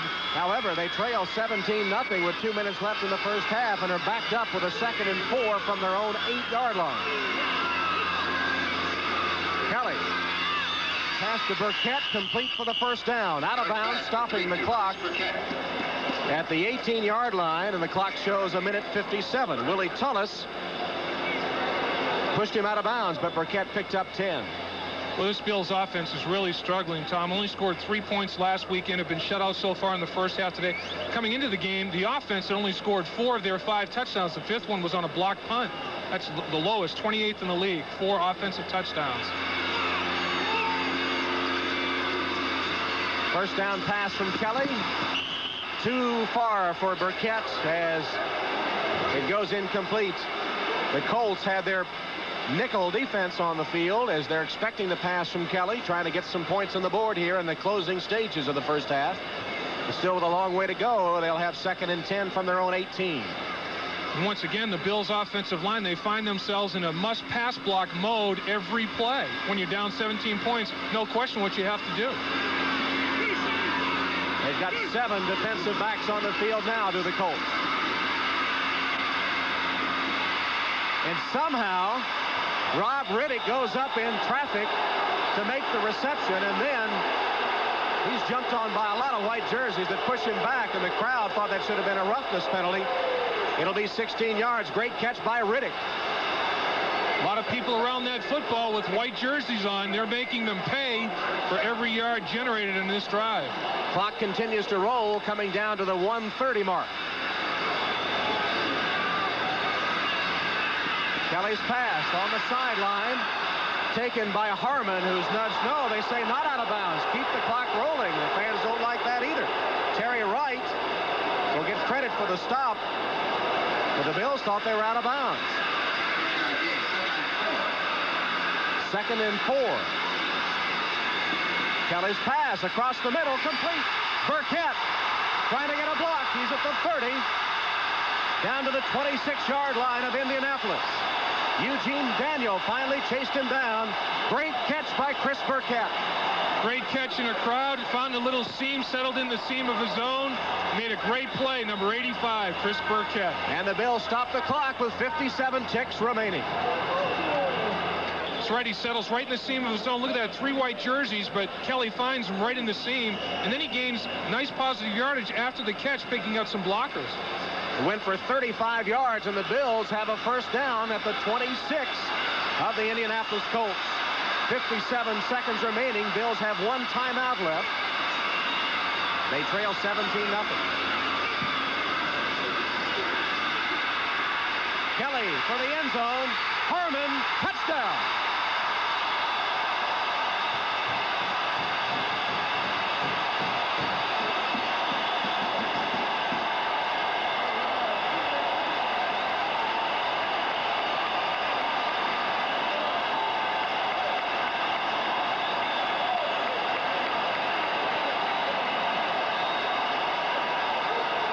Again, drops back in the pocket. This is a matchup you like. Harmon turned around a defensive back, Terry Wright. Boy, just put a great move on him, and Terry Wright did a 360. Usually, a running back cannot beat a defensive back like that. A linebacker, yes. Defensive back, no. Great execution by Harmon. Poor execution by Terry Wright. 26 yards for the touchdown. Scott Norwood off the hold from Kidd for the extra point. And it's good. So the Buffalo Bills finally get their offense going on a masterful drive by Jim Kelly that covered 98 yards in the closing minutes of the first half. 26-yard catch for Harmon. Jim Kelly, that's only his 3rd touchdown pass in the season. Of course, the Bills with 2 touchdown passes were tied for last in the league. Jim Kelly has had 3 touchdown passes called back, either by penalty or instant replay review, whatever the case might be, but now he's finally got his 3rd on the board. Hope you'll stay with us at halftime of this game. We'll be going back to NFL Live, where Lynn Berman is holding forth. And he'll bring you up to date on all the scores around the NFL. He'll be joined by Frank DeFord, Paul McGuire, and Gail Gardner. Let's take one more look at the touchdown pass to Harmon. Boy, look at the separation Harmon already has from Terry Wright, number 27 in the white. Just a great pattern run, and it was in a dime defense. Terry Wright, a defensive back, matched up on a running back. That's a matchup the defense usually likes, but the offense toasted it on that matchup. Bentley will receive the kick from Norwood. That scoring drive, 7 plays, covered 98 yards in a minute 17 as the Bills get on the board, and that was a clutch drive engineered by Jim Kelly, and perhaps can get the Bills back in this one. They trail 17-7. Will they try an onside kick here? I really don't think so. I think that they've generated some momentum by scoring, and if the Colts recover here, they're in great field position to take away and nullify some of that momentum. I think the Bills will just kick it deep and end the half. 51 seconds left in the half. 17-7 Indianapolis. Norwood kicks it deep. Bentley, well, he almost collided with Banks, and Banks that takes it, and Banks is swarmed on by blue jerseys at about the 28-yard line. And some rough stuff in the middle of that pile. Tempers flare. These are rivals in that AFC East. And, of course, it's first place against last place. Last place trying to close some ground here against the first place Bills. Well, that 98-yard drive got the crowd of 80,000 juiced up. And with 42 seconds left, will the Colts play it safe here? I think they will. I don't think they want to do anything to put gasoline on the fire that has been ignited by the Buffalo Bills. I think they'll just go back and collect their thoughts at halftime. The Bills definitely have generated some momentum here.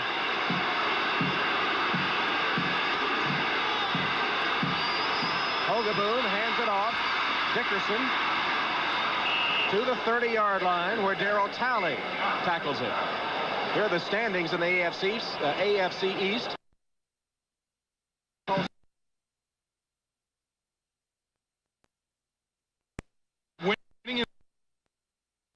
Are being replaced by Young. Dickerson carries for a first down across the 40-yard line of Indianapolis. He made a great slide into second base on that play. He saw that there's no more yardage to gain. Why take the big hit? His back, he looked like Pete Rose going. No, Pete first. Oh, that's yeah, good point. Good point. Hogaboom back to talk to Meyer again. Let's check out the sliding form of Gary Hogaboom, who is back at quarterback after Chandler was injured. Durability is a lot of times because of intelligence. And look at this. He knows that he can't get any more yardage, avoids a big hit, and that's why Eric Dickerson is never injured, really. I mean, he plays in 98.9% of the games that he was eligible to play in his career. Very rarely out of there because of injury, because he runs smart as well as with talent. One timeout left for each team. The Colts with the ball. A first down at their own 42. Just 8 seconds left. Is it time for the Hail Mary pass yet? Yes, I think right now the Colts can open it up a little bit and burn a timeout. They're going to have to, it can't be anything too deep. They have to leave a little bit of time on the clock to line up for that field goal. Hogaboom airs it out. It's complete. There it is. 2 seconds left. Can they stop the clock? No. Booza made the catch. Odoms took him down. And let's see if they're going to say the half expired. I think penalty. Their third timeout. Yes, they did. Put 2 seconds on the clock. Tom Dooley says put 2 seconds on the clock. They did get the timeout called, and Dean Biasucci will have a chance to kick a field goal. Gary Hogaboom, being the intelligent veteran quarterback that he is, told Tom Dooley before the play, look, I'm going to come right to you as soon as I throw the football and call timeout, as soon as the ball is completed. As soon as Hogaboom released the football, and he went right to Tom Dooley, as soon as he saw completion, signaled timeout, and the clock stopped right at that point. He was right next to him, right in his face. Number 3 is Ron Stark, the holder. Number 4, Dean Biasucci, the kicker. Biasucci has kicked 23 straight inside the 45-yard line. This one will be 42 yards. No, it'll be longer than that. It's going to be about 49 yards, 50 yards probably by the time they set it down. So a 50-yard attempt by Dean Biasucci. His earlier field goal was from 31.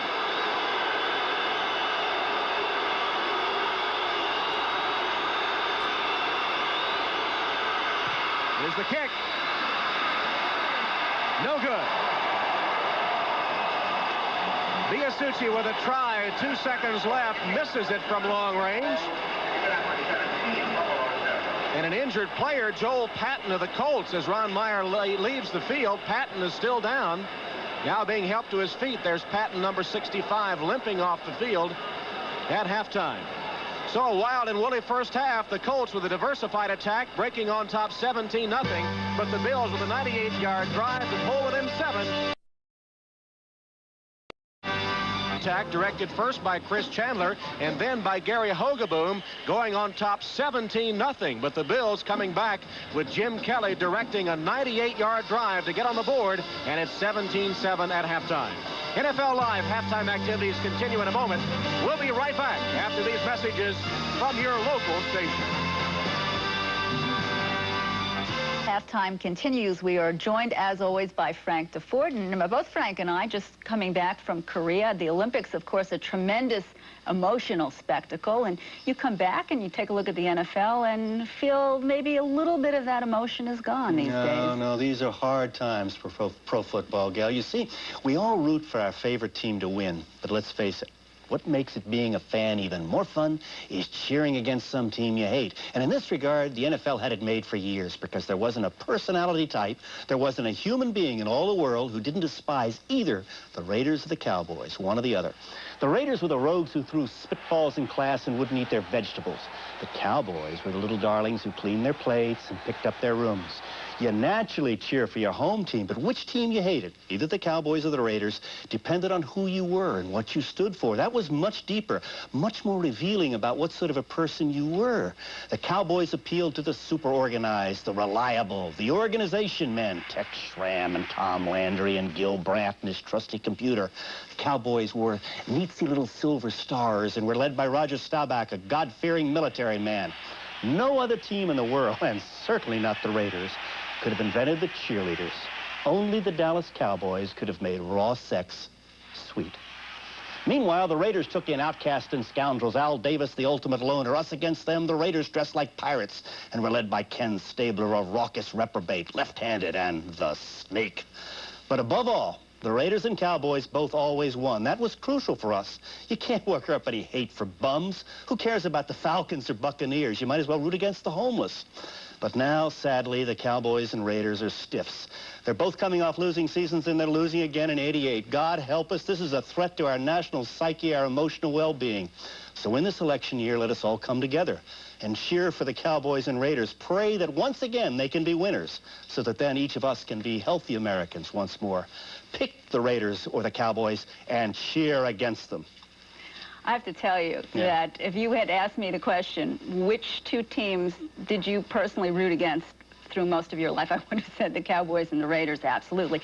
Especially in the late 70s, when the Cowboys were goody two-shoes, as you said, and the Raiders, the Jack Tatum-Darryl Stingley incident always symbolized for me the Oakland Raiders of that time, unfortunately so.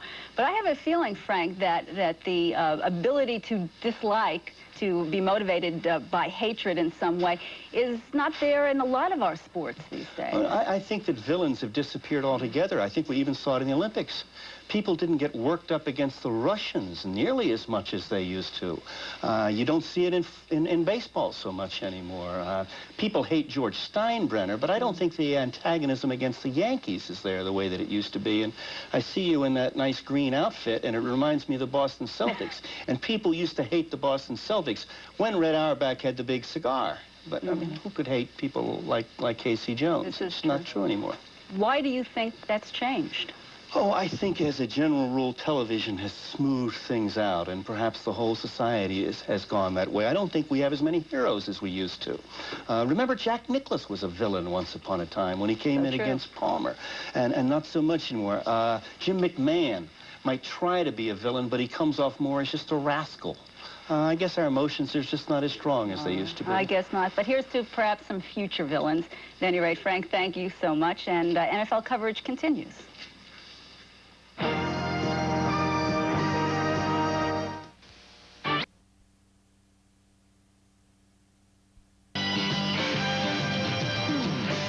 Welcome back to New York. It's been a crazy first half thus far. We have five now, not four, five more quarterback injuries around the National Football League. We're only at halftime of game number 1 today. The big news in baseball, National League President Bart Giamatti has suspended Dodger pitcher Jay Howell for 3 days. Not games, days. Tommy Lasorda right now doing a rain dance because if I guess the games are rained out, Howell could play, but 3 days, weather forecasts are good. He would be eligible to pitch in Game 7 if there is a Game 7. This because, as you know, of the Pine Tar incident yesterday today at Shea. Now, all the scores and highlights, some of you watching the wild game in Cincinnati, where the Bengals are leading the Jets 19-12. Everything that could go wrong did go wrong for Cincinnati. They still lead. Sam Weish had plenty to pace about, and that strange play in the first quarter, in effect, Boomer Esiason tripped over offensive lineman Anthony Munoz. It wasn't a Jets tackle, 2 points on the safety. The Jets then went up after a recovered fumble, 9-0, but then Esiason went to work. Here he goes, 61 yards to Eddie Brown. Bobby Humphrey just chases him. Bengals coming back. It was 9-6. They missed a couple of extra points. They had a field goal blocked, a replay controversy right after a replay called back on the touchdown that was reversed. Then he completed another one to Eddie Brown. So 15 touchdown passes now for Boomer Esiason, and they're doing well, coming back from adversity. Adversity does not shake a good football team, and Boomer knows that all he has to do is stay into that pocket and throw. And the most important thing about it, the defense of Cincinnati. This year, they bend a lot, but they don't break. All right, well, the quarterbacks are doing the breaking right now because Seattle, they're now in the third quarter. Seahawks leading Cleveland 13-7. Anybody want to play quarterback for the Browns? They're now down to their 4th string. They started with Kozar, then they went on to Danielson, then Pagel. You'll see how he was hurt, and now it's down to a 4th. Don Strock on the blocked field goal of Matt Barr. It was Jeff Bryan who blocked it for Seattle. Paul Moyer scooped it up. Look who makes the tackle. Number 10, the quarterback, Pagel, on the play, injures his shoulder. He was number 5 to go down today. Pagel is now out, and it's Don Strock, and anybody is the backup right now. Now, in other games, Chris Chandler of Indianapolis, he's out, the quarterback. Bruce Sternum, Hogaboom has replaced him there. Indianapolis leading Buffalo 17-7, second quarter, as Chandler paces the sidelines. That happened in the second quarter. His replacement, Hogaboom, did take over, so the Colts in good shape there. Clarence Verdun gathered it in, 39 yards. Indianapolis took the 17-0 lead. It's now 17-7. Kansas City and Houston, Cody Carlson, fractured right thumb. That's the quarterback for Houston. Brent Peace is in. A running back, Alan Pinkett, is the backup. Hasn't played quarterback since high school. 6-0 Kansas City at halftime in that one. Green Bay leading New England 17-3. Doug Flutie not doing the magic. Has 2 interceptions, but he does have 2 tackles.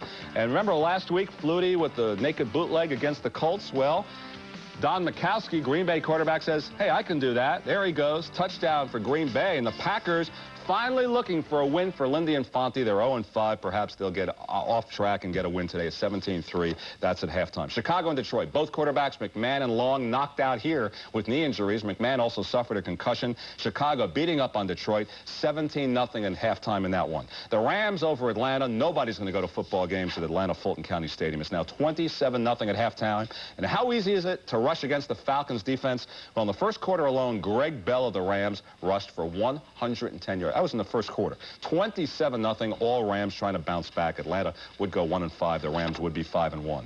Washington at Dallas. Washington a fairly easy time against the Cowboys. Mark Rippon, a couple of touchdown passes for the Skins. 28-10, Washington over Dallas at halftime. And Tampa Bay, third quarter, some are surprised here. They lead in Minnesota. That score is 10-7. So that's the story at halftime. We hope they can get some quarterbacks back to health. Paul McGuire with Len Berman. We'll have more for you later on. We'll be back.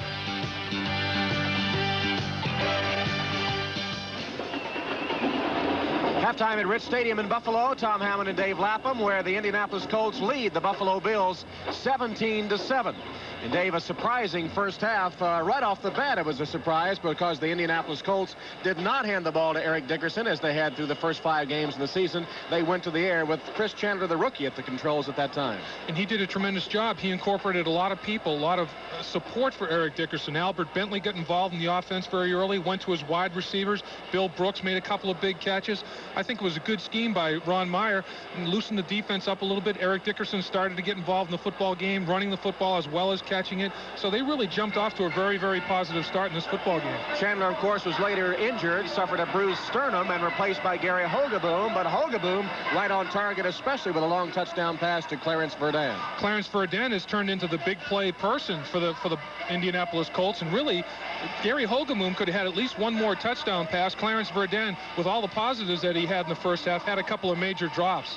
Do you think the momentum shifted, though, after Indianapolis had gone up 17-0, and they had the Bills backed up to their own 2-yard line, but then Kelly came out firing and got the Bills on the board just before halftime? Did that sort of turn the thing around for Buffalo? I think it did. I think that's the most positive thing that could have happened for Buffalo. When you go on a 98-yard drive, you're doing a lot of things very well. I think one of the big things is the offensive line really operated well for Jim Kelly. He was never really hit in that series. He was hit a couple of times in the first half. Of course, the defensive ends closed in on him and sandwiched him on one particular play, but the offensive line in that 2-minute drive did just an exemplary job of protecting the quarterback. Kelly had not been sharp in his passing early in the game, but in that last drive was on target and did throw a pass to Harmon, 26 yards for the Bills' only touchdown of the game.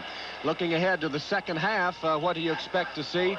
As far as these two teams continue to go back and forth, do you think the Colts will still be diversified, and will the Bills be able to adjust after expecting to have to stop Dickerson? I think the Bills will make an adjustment defensively, and really I think that the one thing you mentioned about that touchdown pass or touchdown drive at the end of the first half, the Bills can now stay with their game plan. They don't really have to adjust that game plan. There's a hit that Chandler took from Cornelius Bennett, and another hit that he took from Cornelius Bennett. Well, the quarterbacks did get hit. The Indianapolis Colts got hit with regularity by that Buffalo Bill defense. And, of course, Chandler eventually had to leave the game, and the diagnosis of bruised sternum. Here he scrambles and goes down, and it would be Gary Hogeboom that would come on to replace him. Kelly also took a shot in the first half. In fact, the Bills had to call a timeout to clear his head. And Kelly, though, did come back on. He's a tough customer. He is. You know, the standing joke going around the Buffalo area is that Jim Kelly had as many tackles as he had touchdown passes coming into this afternoon's football game. That was 2 each. Let's take a look at the stats for the first half. The Colts had the edge in first downs and in yards rushing barely. The yards passing sort of evened up after that 98-yard drive by the Bills, and the total yardage pretty close. The time of possession was way in favor of the Colts after the first quarter, but it too evened up somewhat in the second quarter. And the passing stats, the Colts, Chandler and Hogeboom, 14 of 24. Jim Kelly all the way 13 of 23 in the first half. And the one turnover was an interception by Barry Krause of the Colts, who turned it. The Colts later turned it into a touchdown. Kickoff sponsored by Budweiser, the king of beers. Tucker deep for the Bills as Biasucci will kick it off for the Colts. Tucker takes it at the 6. Across the 20, he's got some room. Out of bounds at about the 35-yard line. Biasucci, the kicker, was finally able to get Tucker out of bounds, and the Bills have gotten good returns on the kickoffs all afternoon long. Marv Levy is very, very high on Earl Tucker as a kickoff return man. He said he makes great decisions. The only problem is he had not received sufficient blocking on a lot of occasions. That time he did, and he turned it into a nice kickoff return. Spot the ball at the 36-yard line for the first offensive play of the second half.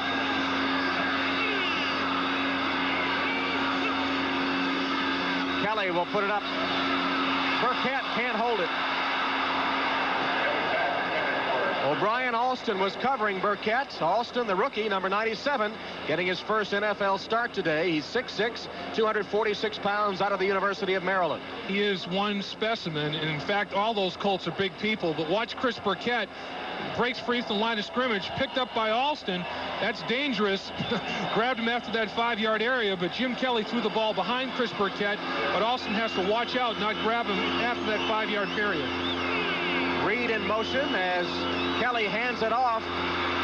Mueller on second down scrambles across the 40 to the 41-yard line. Got 3 or 4 yards when it didn't look like he was going to be able to get back to the line of scrimmage. Craig Swope, credit for the tackle for the Indianapolis Colts. Harmon and Riddick on the field now for the Bills as Mueller goes off on a passing down, 3rd and about 5 to go for the first down.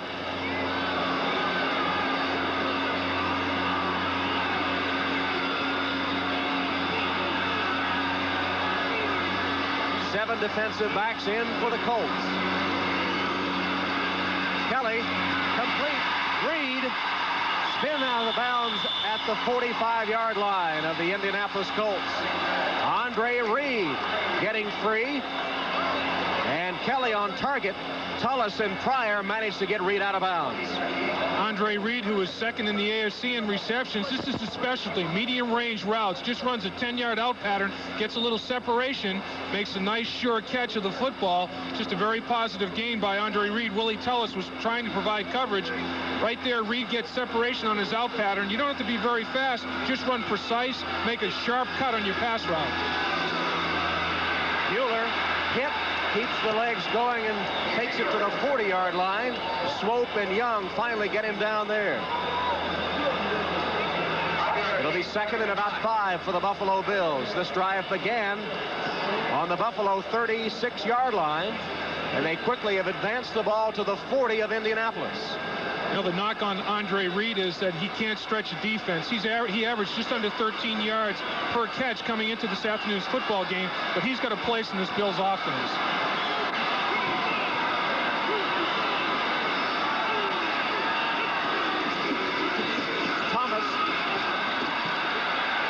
Thomas, the tailback in the I formation, stopped at about the 35, about a yard short of the first down. You see how far, as Jim Kelly indicates to the sideline. Now we start to see the importance of that 2-minute drive at the end of the half.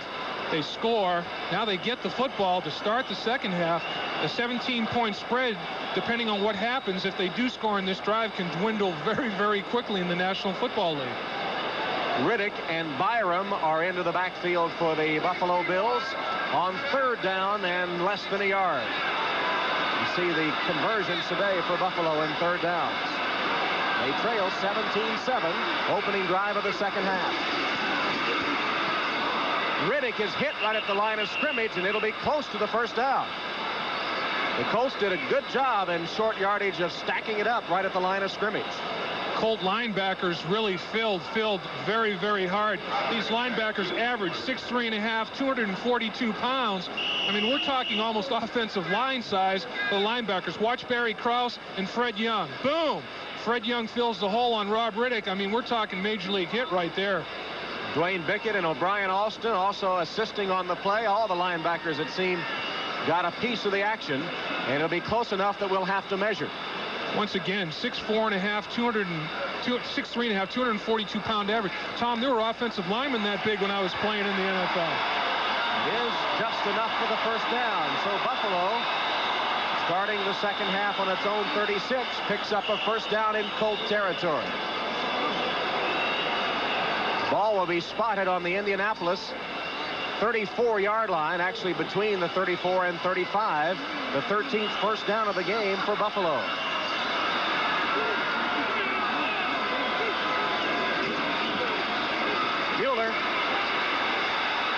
Mueller showing some strong running. Kicks up 5 down to the 30.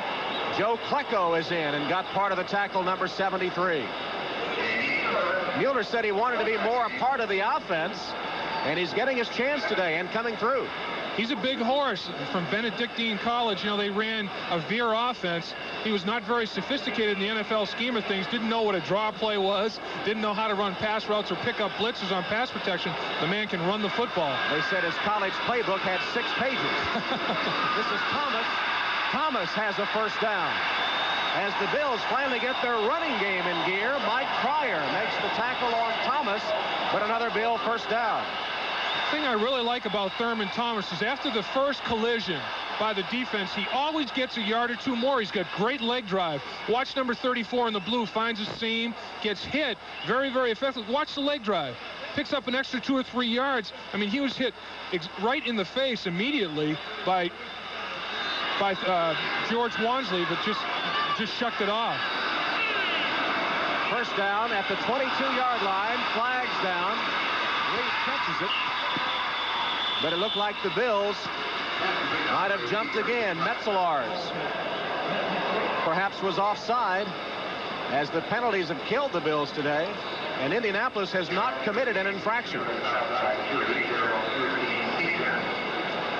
Illegal motion against Buffalo. Watch at the lower portion of your screen here, the tight end. He breaks his stance, leans forward. That's a penalty. Now, if he had done that and was able to reset himself for a full second. 89 offense, first down. That's the 7th penalty against the Buffalo Bills for 76 yards. Now, if he was able to reset himself, Tom, and set himself for a full second before the snap of the football, it would have been legal because the tight end can move out of a three-point stance. Offensive lineman can't. But once he broke his three-point stance, the ball was snapped immediately. 7 for 76 the Bills. The Colts 0 yards in penalties. It sets up a 1st and 15 from the 27 of the Colts.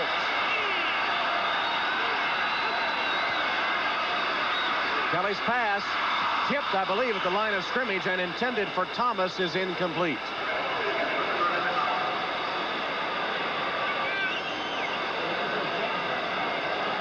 Colts brought everybody on that play. They even brought defensive back.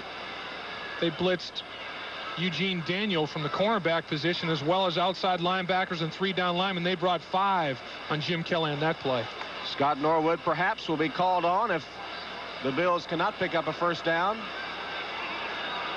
It's 2nd and 15.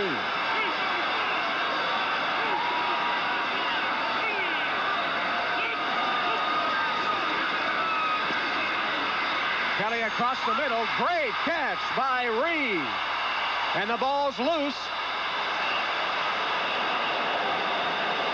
And they're going to rule it down. It'll belong to the Bills. They'll rule the play was dead before the fumble occurred. Acrobatic catch by Andre Reed, about 10 or 11 yards on the play. Once again over the middle where Reed is so tough. One-hand catch, controls it, turns it upfield, right amongst the linebackers and defensive backs. Forward progress has already stopped by the time Fred Young stripped the football away from Andre Reed.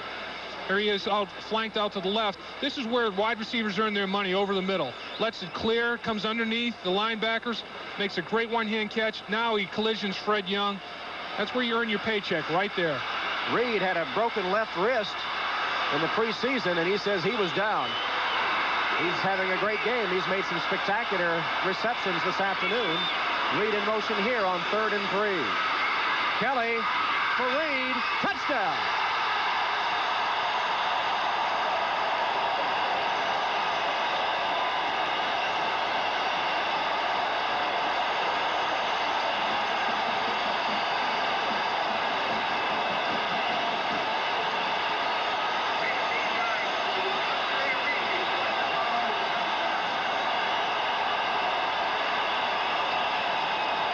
Jim Kelly, the 2nd touchdown pass of the day, just gets rid of the football under pressure. Reed had run a great route. He made Willie Tullis think that he was running inside to the middle of the football field, turned Willie Tullis around, broke back to the corner. Jim Kelly hit him perfectly. Norwood for the extra point, which would pull the Bills within 3. He got it. 9:28 left in the 3rd quarter, and the Buffalo Bills have closed within 3 of the Colts.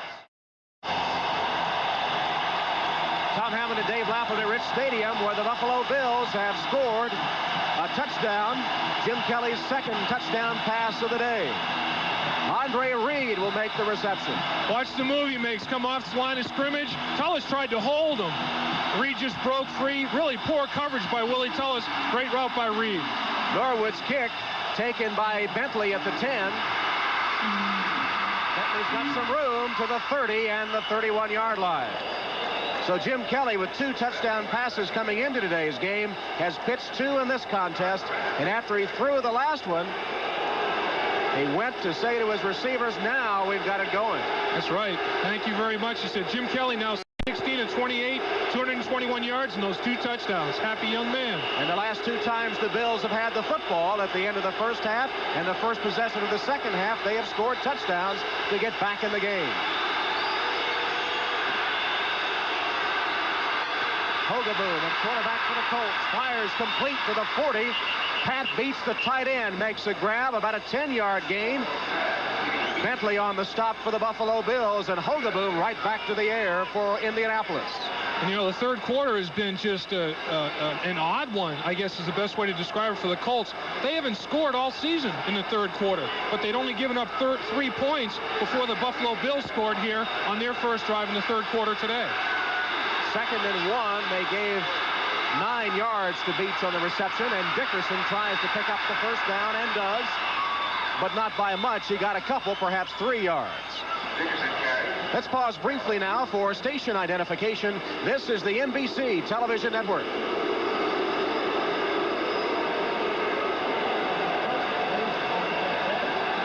From Rich Stadium in Buffalo, Tom Hammond, Dave Lapham, the Indianapolis Colts leading the Buffalo Bills 17-14 with 8 minutes, 18 seconds remaining in the third quarter of this key AFC Eastern Division game. First down for the Colts from their own 44. Hogaboom's pass complete to Brooks. Brooks has it inside the 45 of the Bills, where Derek Burrows tackles him. It'll be another Colt first down through the air. That one covered 14 yards. Hogaboom was looking extremely sharp. He's throwing the football with a lot of velocity, really. He's got a well-rested arm, obviously, and he is zinging that football in there to his receivers. A critical drive for the Colts. They have to do something to try to nullify the momentum generated by the Buffalo Bills.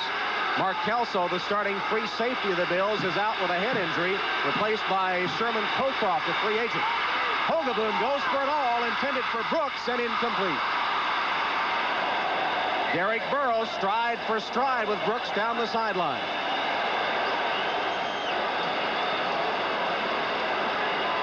Let's check the progress of the other games in the NFL on our 10-minute ticker.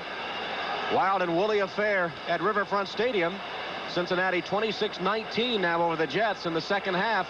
Ickey Woods with a 5-yard touchdown run for the Bengals. Ken O'Brien hit Al Toon for a Jets touchdown. Second and 10 for the Colts. That's Booza in motion. Hogaboom in trouble.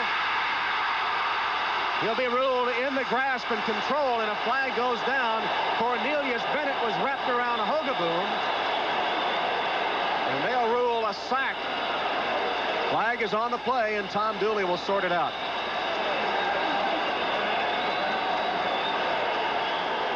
Take a look at it once again. Bruce Smith gets the initial penetration up inside on Chris Hinton, making Hogaboom step to his outside. Cornelius Bennett catches him from behind Hogaboom in desperation, just throws the football away. Once again, Cornelius Bennett and Hogaboom just shoveling the football away. Dangerous play, but they're going to rule in the grasp.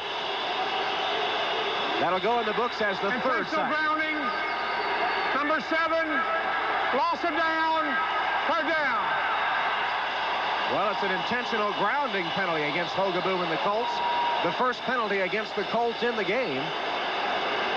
And it means it'll be third down and 20. Yeah, the new wording on intentional grounding is sufficient pressure, and he definitely had sufficient pressure. Hogaboom under pressure. Intercepted. Cocroft spins out of bounds at about the 36-yard line by Dickerson. Sherman Cocroft, who was signed as a free agent after coming from Kansas City, being waived by the Chiefs, makes the interception for the Bills, who trail by 3. The Indianapolis Colts have just committed their first turnover of the game. A bad throw by Hogaboom. Bad throw and pressure provided by Art Still. Bill Brooks, he curled on his pattern, turned it to the inside, and Hogaboom just threw it to deep center field. Sherman Cocroft, he looked like he was the primary receiver on that interception. Hogaboom with the interception. And the turnovers all even now at 1 apiece, and the momentum shifting to the Bills, who have a first down, trailing 17-14, the ball at their own 37. Mueller. Penalty flag on the play. The Colts. Willie Tullis came up with a football, but a penalty marker down. They signal code football, but let's see what the penalty is.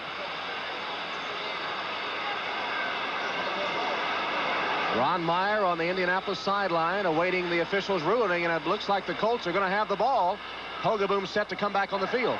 Holding, number 70 on the offense. Penalty is declined. First down. So Mueller fumbles. Joe Devlin is guilty of the holding call. Lead blocked by Thurman Thomas. I can't see. Well, I guess there was pretty good collision right on the football. Hellman hit right on the football, springing it free. And Willie Tullis jumps on it for Indianapolis, so the Colts get a break on the second Bills turnover. light mist falling here at Rich Stadium. The fans have the rain gear out.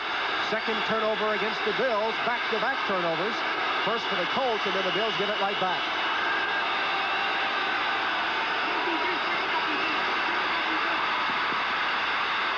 Hogaboom's pass complete, I believe, to Bentley.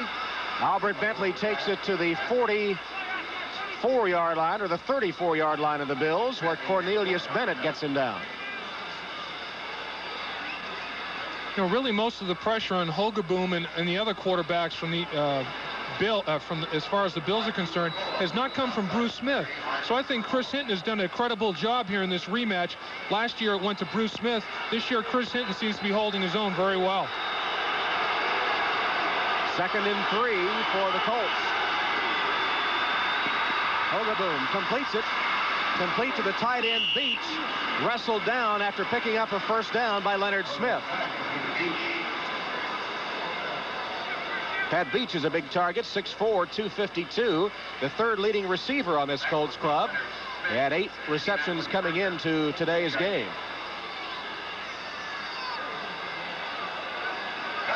Ticker with a score update. As we've seen the momentum shift here at Rich Stadium, just when the Bills seem to have the momentum, they turn the ball over, and the Colts in good position with a first down at the 27. Hogaboom. Knocked free by Nate Odoms. Verdun was the intended receiver, but Odoms had perfect position that time. He certainly did, Tom. Great position, running stride for stride. You can't ask for better defensive coverage than Nate Odoms provided. Verdun works his way off the line of scrimmage, gets an outside release. Odoms turns and runs with him. Inside position, turns for the football just at the right time. Airborne at the same time as Verdun. Excellent, excellent defensive play. That's the way they draw it up. Nate Odoms, the only thing he could have done was maybe hold on to the ball for the interception. 11 of 20 for Hogaboom today in relief of Chris Chandler, who is out with a bruised sternum. Dickerson hit, takes a tackle, gets to the outside and is out of bounds. Inside the 25 of the Bills, Sherman Cocroft nudged him out. But Dickerson was hit shortly after receiving the handoff and turned nothing into something. Bennett had him for a moment, but Dickerson got free and has now gained 40 yards on the afternoon. Remember, has been used primarily as a decoy. Averaging 4 yards a pop, whereas last season's game he averaged less than 2 yards a crack. And Cornelius Bennett, point-blank range as Ron Meyer looks on. And he said, nice move by Eric Dickerson. I can't believe Cornelius Bennett missed that open field tackle. 3rd and 5. Pressure. And incomplete. Just off the hand of Cocroft, who was bidding for his second interception. Boozer, the intended receiver, but it was far over his head as Bruce Smith put the pressure on Hogaboom that time. And the crowd chants, Bruce, Bruce, Bruce, in honor of Bruce Smith.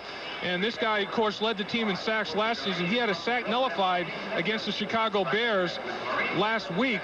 Of course, he did provide some nice pressure on this one. There's Bruce Smith. Just as Hogaboom releases the football, Bruce Smith nails him between the shoulder blades, throwing his aiming point way off course. Biasucci will try a 40-yard field goal.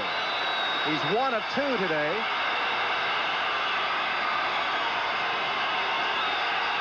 This one is up, and it's good. So Dean Biasucci with the field goal increases the Indianapolis lead, and it's now 20-14. Indianapolis Colts on the Biasucci field goal up their lead to 4 at 20-14, up their lead to 6, I should say, at 20-14, and the turnover is a powerful thing in the NFL. It certainly is, Tom. It's a great equalizer, and just when the Bills captured momentum, the Colts recapture it with a turnover. It'll be interesting to see who ends up with the momentum for the rest of the football game. So just when it looked like the Bills had the momentum, the Colts get the turnover and get the 3 points from Biasucci to make it 20-14. Johnson returns the kick up the sideline. We've seen that several times today. And again, gets pretty good yardage. He'll be marked out of bounds at the 29-yard line where Eugene Daniel took him out. Doubleheader week on NBC. Hope you'll stay tuned. The second half of the doubleheader, some of you will see Denver against San Francisco. Others, the Steelers against the Cardinals in Phoenix. Stay tuned for doubleheader action here on NBC. Speaking of fumble recoveries, that turnover, the Bills were #1 in the AFC, had recovered 7 fumbles before that one, so they do nothing to hurt that #1 ranking in the AFC. There are the numbers on Jim Kelly today. 5 minutes, 14 seconds left in the third quarter. Kelly goes deep. Reed is out there. He's got it. Willie Tullis catches him from behind and knocks him out of bounds at about the 13-yard line of Indianapolis.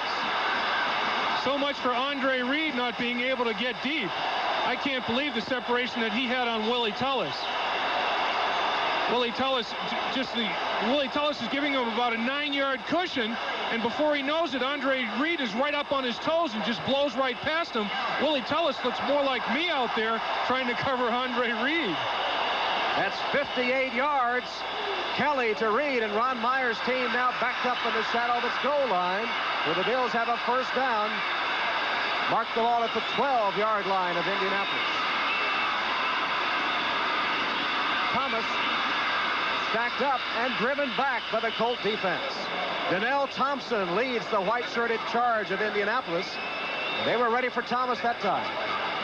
On that prior play, Willie Tullis just kept squatting, waiting for Andre Reed to make his cut to run the short, intermediate routes that he normally runs. Then all of a sudden, before he realized it, Andre Reed was blowing by him, and he said, "Holy mackerel, this guy's going deep," and it was too late. Second down coming up for Marv Levy and his Bills.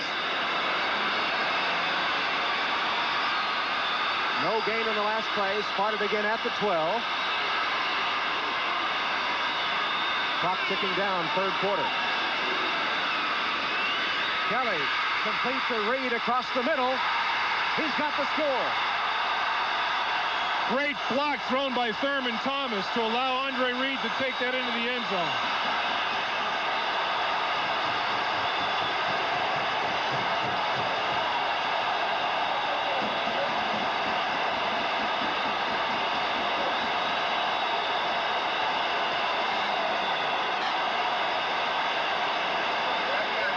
Andre Reed with his second touchdown catch of the day. Andre Reed comes across the middle. There he is at about the 7-yard line, makes the catch. Watch 34 in the blue. Boom. Downfield block, knocks swope right to the ground, giving an entranceway for Andre Reed right to the corner of the end zone. Great block by Thurman Thomas.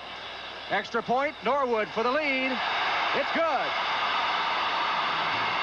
Jim Kelly has thrown 3 touchdown passes today, and the Bills have the lead. Tom Hammond and Dave Lapham at Rich Stadium, where the Buffalo Bills once trailed Indianapolis 17-0. But behind the arm of Jim Kelly, they've taken a 21-20 lead. Albert Bentley, number 20, is deep for Indianapolis, as Scott Norwood is set to kick it off. Kelly had thrown only 2 touchdown passes coming into today's game and has 3 already with 4:14 left in the third quarter.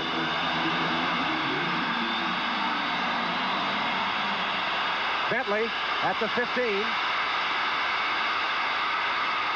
Dodges forward to the 27-yard line. And another fight breaks out.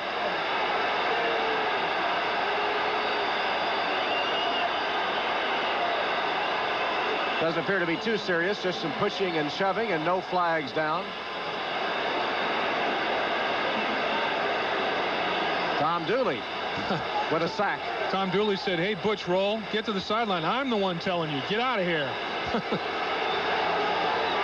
First down, Indianapolis. There's the ticker. Houston has taken the lead on a Brent Peace run, the Houston quarterback.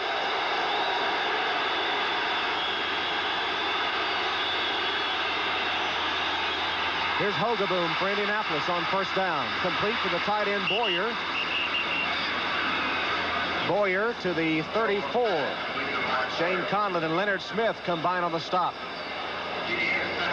That last scoring drive took only 3 plays to cover 70 yards and just a minute off the clock as Kelly hit his 3rd touchdown pass of the day and Reed gathered in his 2nd touchdown. Reed has 6 receptions, 119 yards against the defense of that man, Ron Meyer of Indianapolis. Boy, big day for Reed. Gary Hogeboom facing a 2nd and 3.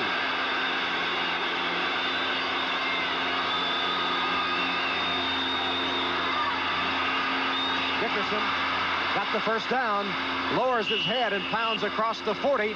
Cornelius Bennett, hanging on for dear life, finally takes him down. That's what makes Eric Dickerson a more effective runner, is they're throwing the football when they want to rather than when they have to. It opens up running lanes for Eric Dickerson. Very deep in the I formation, has great field vision, a nice seam, and nobody accelerates to the hole faster than Eric Dickerson. Hit Cornelius Bennett head on and took him downfield a yard. He's got tremendous power. Andre Reed getting his ankle taped on the Buffalo sideline. With the game he's having, they can't afford to lose him. Hogeboom pumps, then fires, incomplete. Beach made a stab at it, but it fell to the turf. This telecast presented by authority of the National Football League and intended for the private use of our audience. Any rebroadcast or other use of the telecast without the expressed written consent of the Buffalo Bills and the National Football League is prohibited. This game is the property of the National Football League, the Indianapolis Colts, and the Buffalo Bills, all rights reserved. Once again, Tom, the Colts continue to throw on first down. They've done that more this game than they probably have the entire season. And it's been effective for them for the most part. Ron Meyer changing his tactics. The team trails by 1 with 2.5 left in the third quarter. Hogeboom under pressure, completes it to Beach. Beach rambles across the 50 and into Bill territory, down at the 48-yard line by Leonard Smith. That time, quarterback Hogeboom and tight end Beach were on the same page. It was a hot read. Cornelius Bennett blitzed, Beach released. Both read the linebacker blitz and made a nice little reception out of it. Here it is. Hogeboom sees the blitz, sees Cornelius Bennett coming, as does Pat Beach. Goes to it right away over Cornelius Bennett's outstretched hands. Pat Beach makes the catch. Positive yardage. First down. 11 yards to be exact. Beach, former All-American from Washington State in his 6th year in the NFL. A minute 53 on the clock, third quarter. First down for the Colts at the Bill 47. Dickerson. Hit, bounces off, keeps it going down close to the 40-yard line. Scott Radisek finally gets him to the turf, but Dickerson was hit, bounced off a couple of would-be tacklers, and made it into a good gain. And those tacklers were defensive linemen, Bruce Smith and Fred Smerlis, and Dickerson looked like a human pinball. Inherent pinball tendencies there, just redirected himself a couple of times, squeezed through the hole, picked up 6-7 yards. Nice run by Dickerson. He's up to 55 yards on the afternoon, and held to only 19 against the Bills in December at the Hoosier Dome during the '87 season. Hogeboom under pressure, intended for Dickerson and incomplete.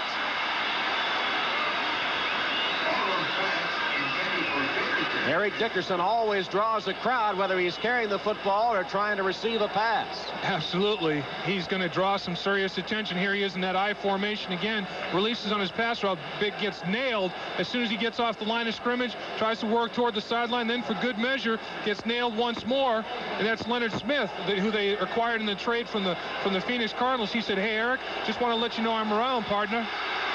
3rd and 4 for Hogeboom, who's hit on 13 at 25.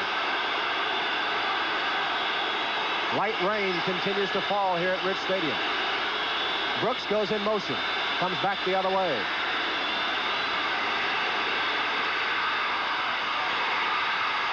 Incomplete. Dwight Drain made a diving stab at it after Mark Boyer saw the pass go off his hands, and the Bills almost had another turnover. And this is what pass rush will do for you. Bruce Smith defeats his man, gets right up the middle, hurries the throw from Hogeboom. Deflection almost resulted in an interception. Sometimes pressures are more key than sacks because they create turnovers. Rather than a sack and loss of yardage, you come up with the football. On 4th down, Ron Stark is on for the Colts. Has not had an exceptional day punting. Tucker is deep for the Bills, and he'll watch this one sail toward the end zone. It hits short, bounces inside the 10, and the Colts will back them up once more. The ball will be down to around the 4 or 5 yard line.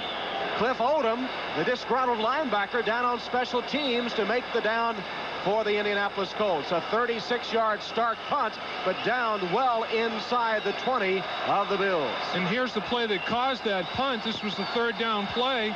Deflected. Receiver went up Boyer as well as he could. Really, you know, I hate to be real critical, but that very possibly could have been an interception by Dwight Drain. Well, of course, we're enjoying football this afternoon, but on the horizon, the World Series. Baseball's Fall Classic coming up on NBC. Don't forget to tune in for World Series action. Jamie Mueller carries for the Buffalo Bills. John Hand, as the clock goes inside 40 seconds for the third quarter, Hand gets the tackle for the Indianapolis Colts. And boy, Jamie Mueller had both hands around the football that time. He's the one that fumbled. He was the running back that fumbled on the prior possession, before the touchdown, I should say, 2 possessions ago by the Bills. This time, he had that thing clamped. Less than 20 seconds to go in the third. 2nd and 5 for Buffalo. Mueller again met at the pass for the Colt defense. You could hear the collision all the way up here. That was serious. And that was Fred Young once again. He's got a big hit ability. He's just got tremendous hip snap, a low center of gravity, 6'1", 233 pounds, like a human bowling ball. That's the end of the third quarter with the Bills 21, the Colts 20. We'll be back after these messages from your local station. Start the fourth quarter, the crowd of 80,000 weathering the rain here at Rich Stadium, and the Buffalo Bills leading the Indianapolis Colts 21-20. 3rd and 4. Kelly in the shotgun. There's the shovel pass to Riddick, and Riddick will be close to the first down. John Hand stopping Riddick close to the first down marker. Once again, very safe call. The Bills said, hey, the Colts, you try it, we're going to take it. In this situation, in the shadow of their own end zone, the worst that can happen is an incompletion, not a fumble. So if they execute it, they're in good shape for potential first down. If not, it's just a mere incompletion. It's a very safe, heady call. Little shovel pass by Kelly to Rob Riddick. He controls the football. He double clutches it a little bit, though. He did have trouble controlling it. I think he is short. Ball might be getting a little slippery in the rain as we measure for the first down. Big measurement here. The Bills would like to keep the ball, now have to punt from deep in their own territory. And by half the length of the football, they have enough for the first down. Bad eyes. That's the thing that goes first, Tom, is the eyeballs. I thought it was a little short, but... Well, actually, I think the Bills did, too, because they had the punter Kidd on the field, and he comes off, replaced by Kelly. And the Bills will keep their drive going with a first down from their own 16-yard line. Nice call by Marv Levy and his staff. Fumble. Still loose. What a grease pig that one was. Man. Let's sort it out. The rain was definitely a factor on that fumble, Tom. That ball's slick. And the Colts have it. Ron Hogaboom with some last-minute instructions from Ron Meyer. It was Barry Krause that came up with a loose ball. Watch it as Mueller will cough it up. Never got the handoff from Jim Kelly. Mueller, that's his second fumble. This thing is all over the ground. Everybody, look at 1, 2, 3, 4 Colts get it. Jim Kelly has a clean shot at it. He can't control it. Then strong hands. Defensive lineman and linebacker hands get in there. Right now, it's just a wrestle for the football. Strongest hands and wrists come away with it. And Barry Krause had the strongest as the Bills turn it over for the third time this afternoon. And Krause with a fumble recovery has given the Colts a first down at the 15 of the Bills. Dickerson. Not much, maybe a yard.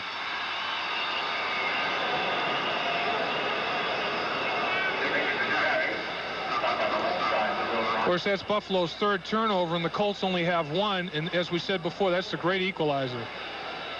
Check the scores again. Not much change. Jim Everett having a big day for the Rams in that blowout against the Falcons. 2nd and 9 now for Indianapolis. 13:50 left in the game. Colts trail by 1. Hogaboom swings it to Dickerson, to the 15, to the 10, and out of bounds. Scott Radisick runs Dickerson out of bounds as he picks up 4 yards on the play. It'll be third down coming up for the Colts, who trail 21-20. Scary assignment for a linebacker to have Eric Dickerson one-on-one out in the open field. Here he comes from his tailback position, just a little swing pass. He's an outlet receiver, catches the football. Radisick's got him one-on-one in the open field. Man, does a nice job, uses the sideline as the 12th man. 3rd and 5 for Indianapolis.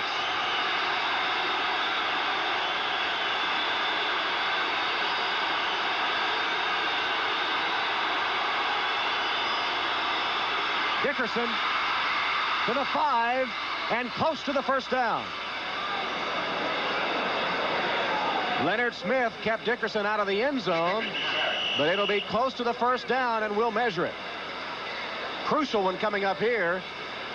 And if the Colts are short, will you kick the field goal for the lead, or you try for the touchdown? I kick the field goal for the lead if they are short, Tom. You can't take those potential winning points off the scoreboard or not give them an opportunity. Look at Dickerson on this play.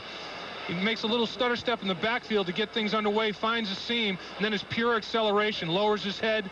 I tell you, that's respect. Your coaching staff has respect for you.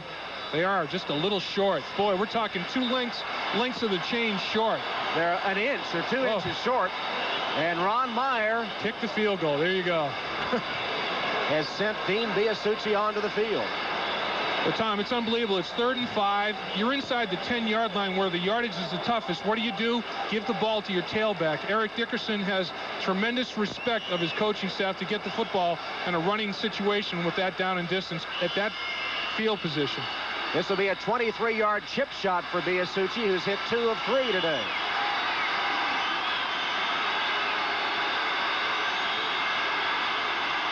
This could give the Colts the lead.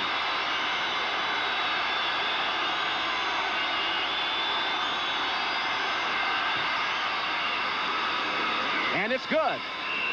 So the Indianapolis Colts seesaw back on top after the 23-yard field goal by Dean Biasucci. 13:07 left in the game. Colts lead by 2. Tom Hammond and Dave Lapham, where the Colts have taken a 23-21 lead on the Bills. 13 of their 23 points today have come off turnovers, and the Colts' last 6 points, 40 and 22-yard field goals, the result of 2 fumbles by Jamie Mueller of the Bills. Here's Biasucci's kick. Johnson on the sideline once again. And to the 25-yard line. Looks like they're kicking away from Tucker. Every kickoff has gone to Johnson down that sideline. Here we are in the 4th quarter, Tom, with the Indianapolis Colts having a lead. In 3 out of the 4 losses the Colts have had this season, they've either been tied or had the lead in the 4th quarter, been unable to hold the opponent. Let's see what happens this afternoon. These 2 teams have been involved in close games, and another close one here at Rich Stadium. And Jim Kelly and the Bills with a first down at the 26-yard line of Buffalo.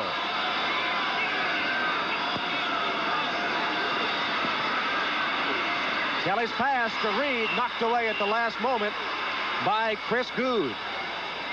The 2nd-year man out of Alabama made a good defensive play there. Let's take a look at the quarterback comparison today. The Colts, Chandler started, Hogeboom came in. They're 21 of 38, 2 touchdowns, 1 interception. Kelly is 19 of 32, 295 yards, 3 scores, and 1 picked off. And the Colts, they'd only attempted to pass 21 times a game coming in, and only had 128 yards passing coming into today's game, throwing the ball well. 2nd and 10. On the out pattern, that'll be ruled incomplete. Thomas was juggling the ball as he went out of bounds, covered by O'Brien Alston. Good call by the officials. He did not have control. He was right there, right on top of the call, made a good call. Kelly throws the sideline pattern. You have to have total control. Thurman Thomas still juggling the football, never gets both feet down while having simultaneous control of the football. 3rd and 10 for Buffalo. Harmon and Riddick join Kelly in the backfield. 3rd down conversions you see. It's 3rd and 10 here.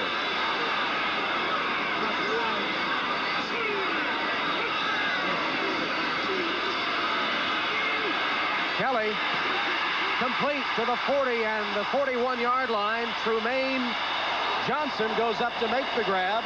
Mike Pryor hanging on, but it's 15 yards, and Johnson has a first down catch.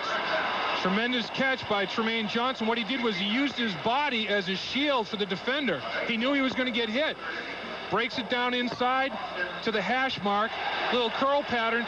Look how he keeps his body between the football and defensive back Mike Pryor on that play. Tremendous play by Tremaine Johnson.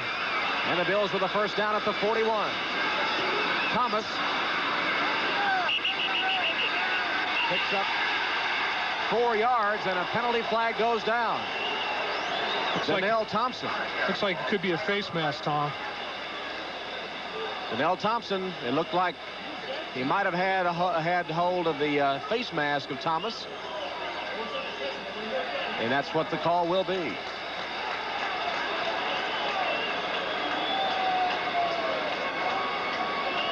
I think it'll be a 5-yarder, not a 15-yarder. It wasn't a flagrant. Face mask, number 55, first down. They called Kraus for the face mask violation.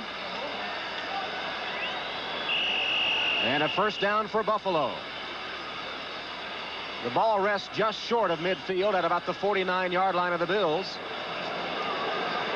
There's Kraus with a face mask. Unusual, a 1st and 3. They gain the yardage plus the yardage of the run plus the face mask penalty, a 1st and 3 situation.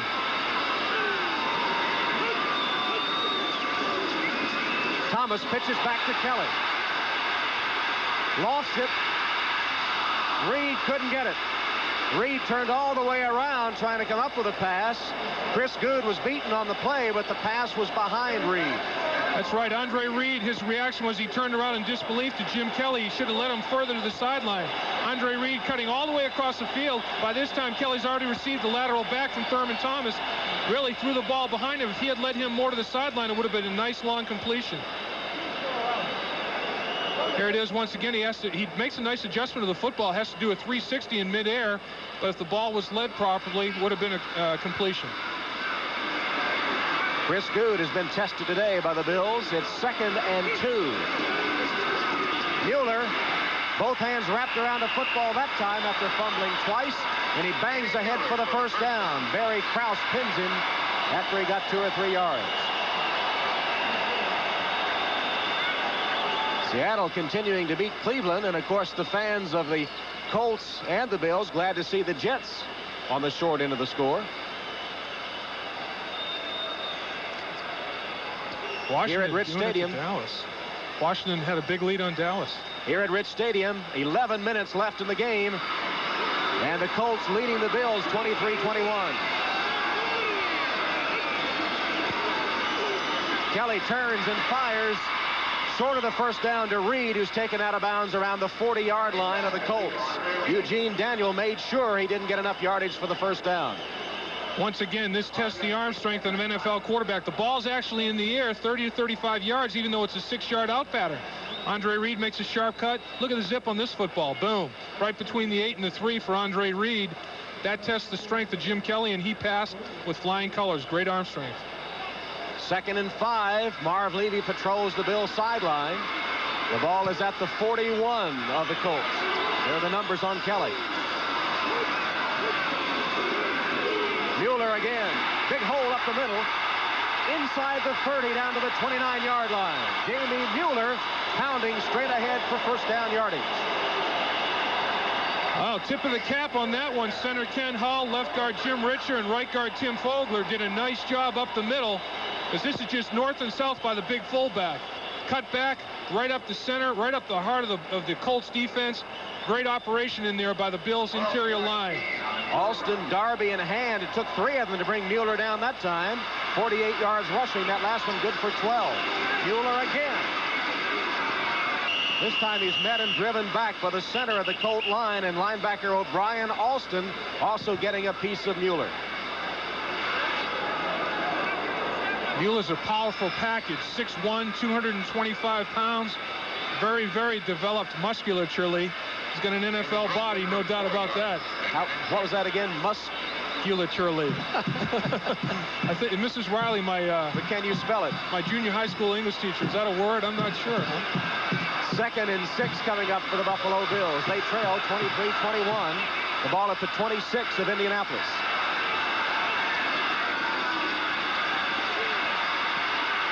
Plenty of time for Kelly. Got a man wide open and knocked down at the last minute. Great recovery by Dwayne Bickett, who used that great speed that he has at the outside linebacker position to knock the pass away when it appeared that Burkett, who is injured on the play, would have a safe zone to really get the reception. Yeah, Burkett's laying prone. He's right now, the phone's ringing, and nobody's on the other end. Long distance phone call. Here he comes. Boom, gets hit.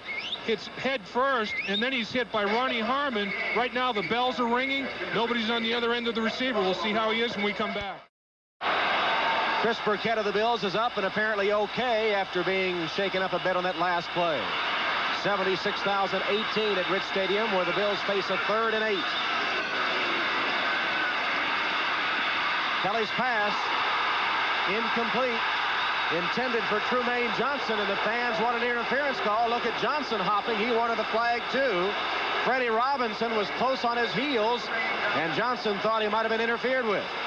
Yeah, Johnson's definitely, his point is that his pass route was redirected downfield, well beyond the 5-yard legal bump zone area. There you see 86. He was hit. He was just clotheslined as he tried to make his break. That was Freddie Robinson, who was in the dime situation, and that one got by the official. Norwood with a 45-yard field goal that could give the Bills the lead.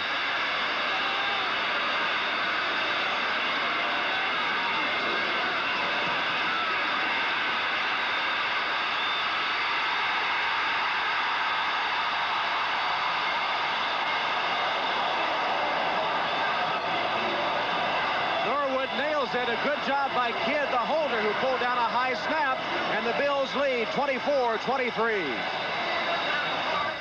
A tremendous football game in Buffalo. The two coaches, Marv Levy and Ron Meyer, really into it. Norwood with a kick, a tough kick in the rain, has given the Bills once again the lead. 45-yard field goal in the rain. Norwood, he's kicked the most field goals in the NFL. That's his 15th. Coming into today's game, he had 47 points. The band's getting into a little Jaws action. Norwood had 47 points, scored 6 more today. He's now got 53. He's having a heck of a season. And has set a Bills record by scoring in 34 straight games.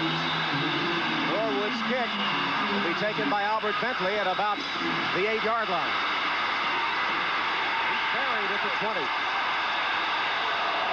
Steve Tasker, who went to the Pro Bowl as a special teams performer a year ago, leads the charge for the Buffalo Bills.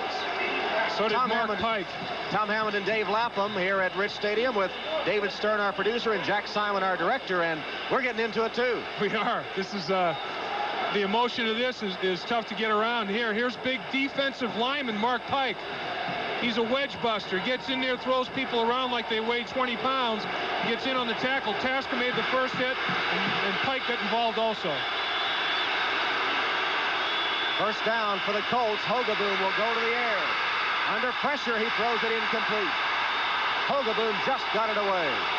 Pressure came from Bruce Smith.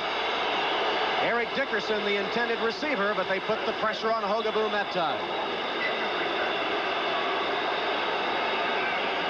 Chris Chandler started the game at quarterback for the Colts and did an excellent job directing them to a 17-0 lead, but he suffered a bruised sternum and was replaced by Gary Hogaboom.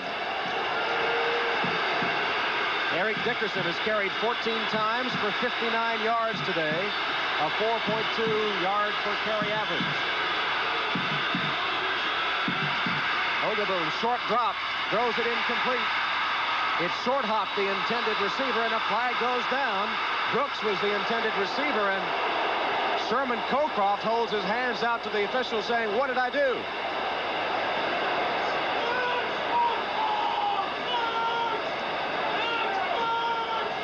Illegal use of hands, illegal chuck. The penalties have been costly to Buffalo. Illegal contact, number 50 defense, first down. It's called on Ray Bentley. Gary Hogaboom has been hit on both passes that he threw by Bruce Smith. And watch this move. Works his way inside. Boom, big hit that time by Radizik on the blitz. Bruce Smith was around Hogaboom. I'll tell you, pressures are just as important as sacks. Make the quarterback hurry his reads. They can result in interceptions. Give the Colts a first down at their own 25-yard line. Hogaboom again under pressure. Ball's loose. That could be a touchdown. Bennett. Yes, it should be. They did not signal incompletion. No signal as yet.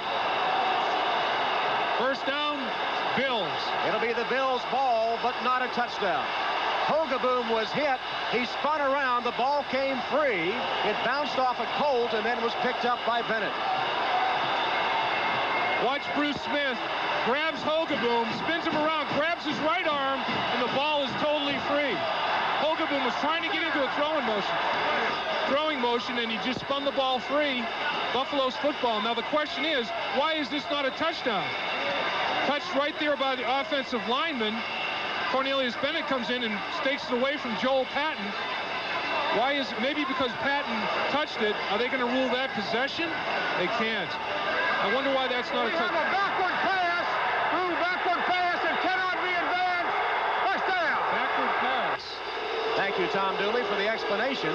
Bruce Smith was the man responsible for the mayhem in the Colts backfield, and the Bills have it in excellent position. It's the second turnover against the Colts today. Buffalo has turned it over 3 times. Here comes Bruce Smith from the right of your screen. Turns Hogaboom around. Backward pass cannot be advanced. If it's a pass, why isn't it an incompletion? That's a fumble. I've never heard backward pass. A backward pass is a lateral, right? Yeah, and that should be a fumble. A lateral that's not executed as a fumble. I don't know about. I just don't know that rule. That's a new rule on me. Turns Bruce Smith. Bruce Smith turns Gary Hogaboom around. They rule it a backward pass. Can't be advanced. He should be an eligible receiver. Offensive lineman. I don't know. Backward pass is a new term on me. Cornelius Bennett came up with it for the Bills. I think we're taking another look at this. It could be Cornelius is lobbying for a touchdown. Ralph Moorcroft is the replay official here at Rich Stadium today. And when the story of this game is written, it'll be the turnovers that'll be so important. Most definitely. That's the story every week. Giveaway, takeaway. The ratio is key. Now Tom Dooley is coming over to discuss it with Marv Levy. Marv saying, hey, why is that not a touchdown? That was my first reaction. Cornelius Bennett took it in the end zone. I've never heard backward pass can't be advanced. And now Dooley is going to talk on the phone directly with Ralph Moorcroft, the replay official. As I said, Tom, a backward pass should be incomplete. If it's a backward pass, as you say, that's a lateral. A lateral is a fumble. A fumble can be advanced. So I don't understand it. We'll take a look at it from ground level. Here we go again. Bruce Smith turns Hogaboom around. He tries to throw the football. He throws it backwards. The referee either has to rule that Hogaboom was in a throwing motion or it's a fumble. One way or the other. It's either an incompletion or a fumble, but if it's a fumble, it should be a touchdown. Look at all the Bills hovered around Tom Dooley, lobbying their case like a bunch of Philadelphia lawyers. Tom is trying to get this one sorted out. Look at Cornelius is saying, you got to give me 6. Old 55 right there is saying, that's a touchdown. It's got to be. Here we go. Watch the coach's reaction.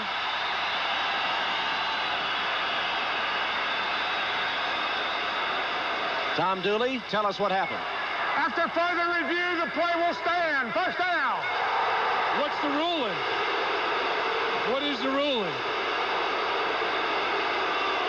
I'd like one more clarification. Backward pass. I don't understand that one. Well, Jim Kelly and company will try to render the decision moot if they can get into the end zone here. 8:47 left. First and goal at the 9 for Buffalo, leading by 1.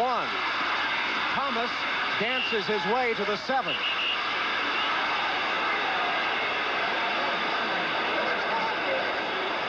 Down at the bottom of the stack, Donnell Thompson. Help from John Hand as well to bring down Thomas. Once again, though, the nightmare continues for the Colts. It's almost like a script that's written on a weekly basis. Here they find themselves in a bad situation once again in the fourth quarter in a tight ball game. They need to hold him out of the end zone. They trail by 1. A touchdown would make it awfully tough to catch up with 8:10 left. Kelly on the bootleg. stops at the 2. I have a feeling Jamie Mueller went the wrong way, Tom. Jim Kelly turned around looking for somebody to hand the football off to, and when Jamie Mueller wasn't there, he said, I'm going to take it on my own. Watch on the replay. Jim Kelly turns. Where's Jamie? Uh-oh. I better take this football and get to the outside. Pump fakes a headsy move right there, trying to freeze the defense, lowers his shoulder and tries to get as much positive yardage as he could. Watch, Jamie Mueller's supposed to come right. Kelly says, oh, where are you going, Jamie? He gets out there as best he can. Run pass option. Really makes a nice play out of nothing. Carl Byram, a good blocker, is in. It's 3rd and goal. The ball resting between the 1 and 2 yard lines, and Kelly calls a timeout. So Jim Kelly will come to the sideline to discuss the play call with Marv Levy. A crucial 3rd and goal coming up for the Buffalo Bills, who lead the Colts 24-23 with 7:13 left in the game. Coming up next on most of these NBC stations, stay tuned for the second half of our football doubleheader. Some of you will see the Denver Broncos take on the San Francisco 49ers. Others will see the Pittsburgh Steelers against the Phoenix Cardinals. That's NFL doubleheader action coming up next here on NBC.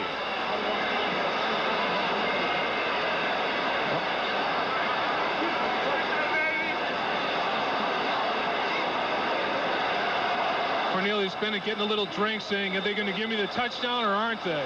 Let's have a little celebration. Nah, they didn't give it to me, son of a gun. He was a running back in high school. He wanted to get on that scoreboard with a touchdown. In fact, Biscuit, as they call him, because he used to love to eat biscuits with syrup on them down in Birmingham, was recruited as a tight end at Alabama. Switched to linebacker, and what a linebacker he is. 3rd and goal, the ball between the 1 and the 2. Bills lead by 1. Kelly lost it. Incomplete. Butch Roll, the tight end, was the intended receiver. Craig Swope defending for the Colts. And it'll be field goal time with Norwood on to try to add 3 to the Buffalo lead. You really have to take your hats off to the Indianapolis Colts defense. They really bowed their backs when they had to, kept the Bills out of the end zone, limiting this opportunity to a field goal at best if they do execute it. Nice job by the defense. It'll just be 19 yards on the field goal attempt. Norwood 1 of 2 today.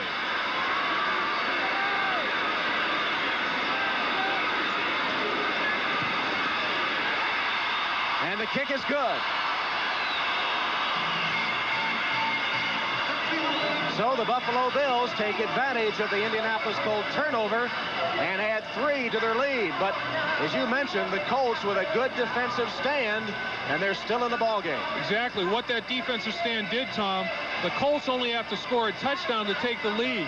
If they had if the Colts defense had permitted a touchdown, the Colts offense would have had to score twice.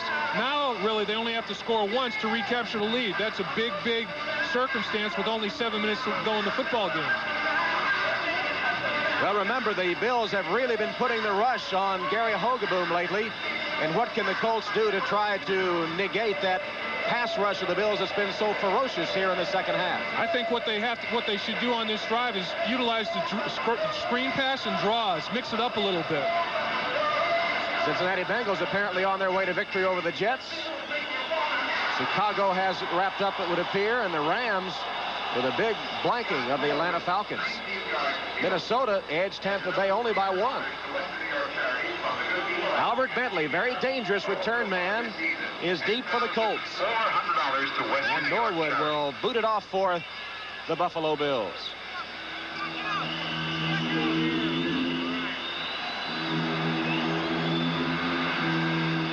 That last pass ruled a lateral, and a lateral unable to be advanced. Bentley at the 10. Hit and dropped at the 25. Wayne Davis on special teams, getting some help downfield from Butch Roll. And the Colts will start from their own 25-yard line.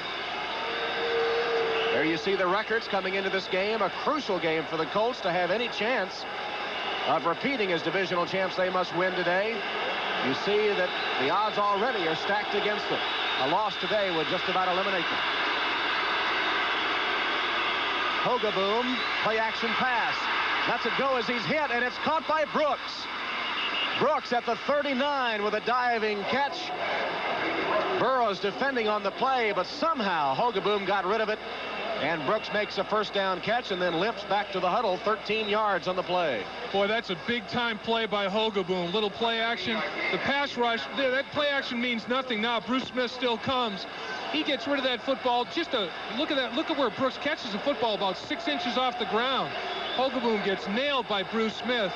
He can't follow through on his throwing motion because Bruce Smith is right in his face and still completes the ball. First down at the 39. Dickerson to the 45-yard line. A 6-yard gain before Darryl Talley puts the hit on him.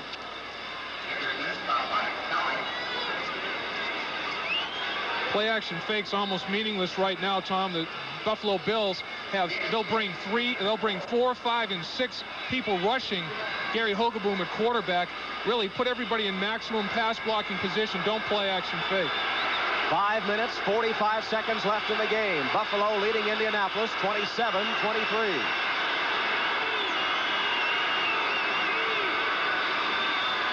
Dickerson trying to get outside. Cuts out of bounds right at the first down marker, and Nate Odoms made sure he went out. Pretty good job down there by Clarence Verdin, shielding Odoms away from Eric Dixon to allow the first down. With a towel on his head is Chris Chandler, the rookie quarterback. Got the Colts off to a great start. They only have 2 quarterbacks activated. Jack Trudeau is not activated this week and is contemplating knee surgery. So Hogaboom and Chandler, the 2 quarterbacks, and Chandler already out with a bruised sternum.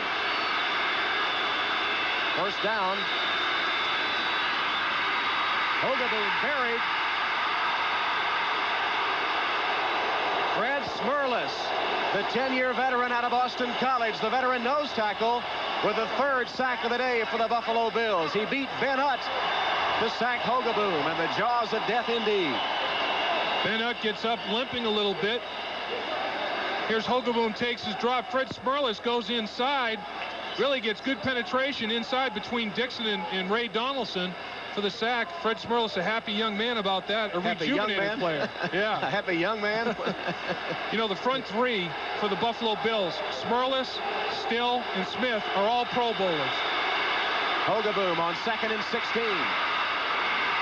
Intercepted. Leonard Smith. And the Bills will have it in Colt territory.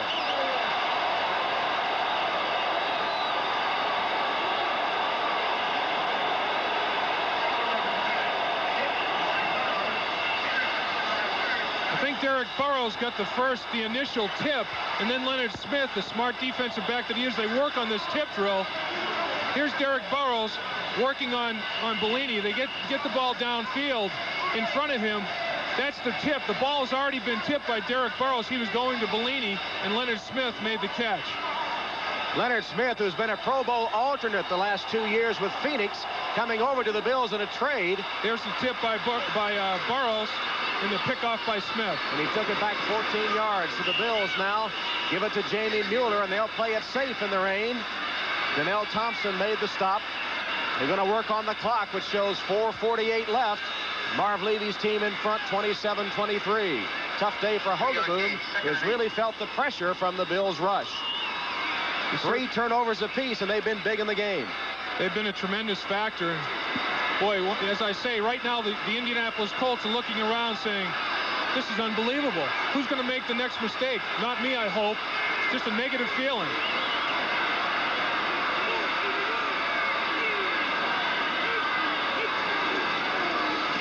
Kelly hands it to Mueller. No, he didn't. Kelly still got it. And he slides down after picking up a Bill first down. Great call. Great move by Jim Kelly. He faked the dickens out of Freddie Robinson. He was out in the open field one-on-one. Watch the play.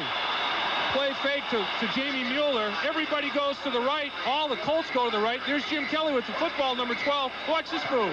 Little dipsy-do fake, takes it inside. Hook slide for positive gain.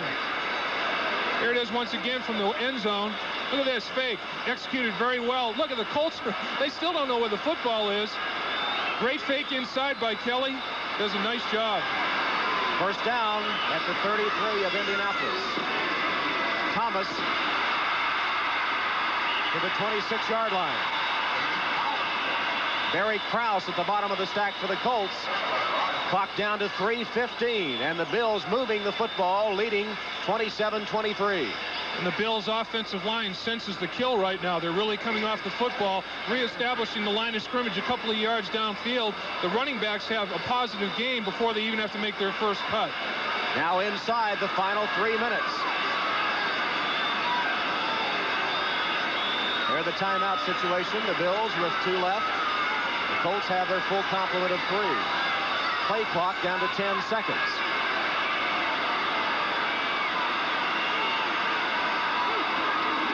Four seconds on the play clock as Mueller gets the outside and is taken out of bounds about the 15-yard line of Indianapolis. 11 yards for Jamie Mueller. Nice move by Mueller, bouncing it outside. They've been hurting him up the middle, so the Colts stacked the middle. Jamie Mueller said, okay, I'll go outside then. Dipped his shoulder for an extra 3 yards. The point of attack was sealed to the inside, just bumped it to the outside. A nice heads-up run. Ron Meyer, Marv Levy sweating this one out. Levy has the upper hand, 2:34 remaining. His team leading, and with a first down at the 15 of the Colts.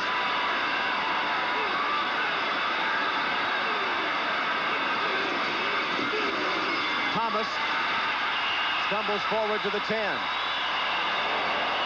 Barry Krause tripped him up.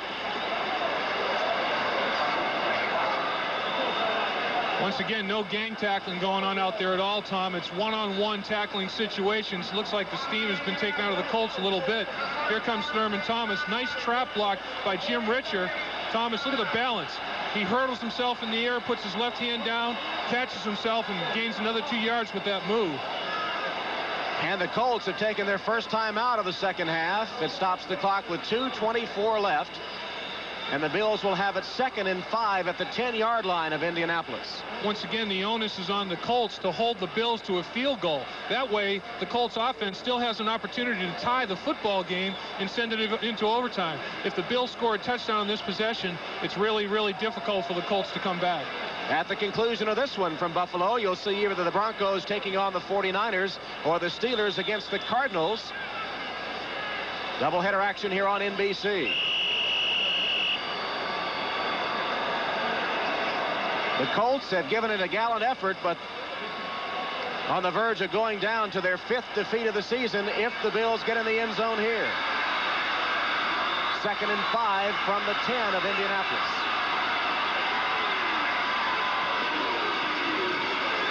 Mueller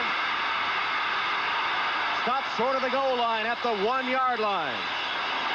Mike Pryor made a saving tackle, but Mueller with determined effort rambled all the way to the 1. Great execution on the Buffalo Bills' right side of the offensive line. Joe Devlin and Tim Vogler high-fiving a little bit as Jamie Mueller is. Watch the offensive line come off the ball. Look at that running lane for big Jamie Mueller. Great execution once again by center Ken Hull, Tim Vogler at right guard, Joe Devlin at right tackle. Boy, it's do or die time for the Indianapolis Colts. Buffalo Bills sideline. They've gotten their running game in gear today after 0 yards rushing against the Bears a week ago. Thomas for 48, Mueller for 70, a combined 118 yards. Meanwhile, Eric Dickerson and the Colts hoping that against all odds the defense can keep them out of the end zone and give the offense one more chance. And the constant for the Bills, Jim Kelly, a quarterback, he's performed very well today also. 21 of 39, 315 yards, 3 touchdowns, and 1 interception. 1st and goal for Buffalo at the Colt 1-yard line. They lead 27-23, 2 minutes to play. Riddick for the touchdown.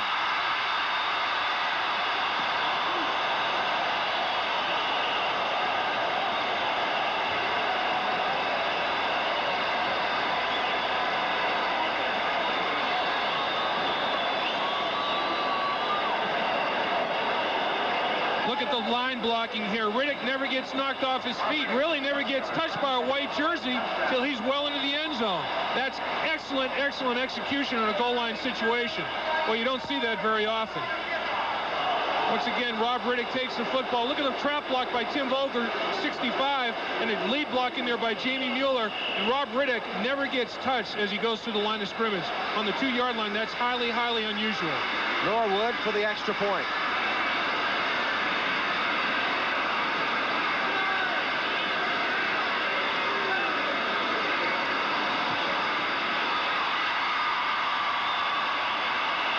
And the extra point is good. So the Buffalo Bills have taken a 34-23 lead over the Indianapolis Colts with 1 minute and 57 seconds remaining.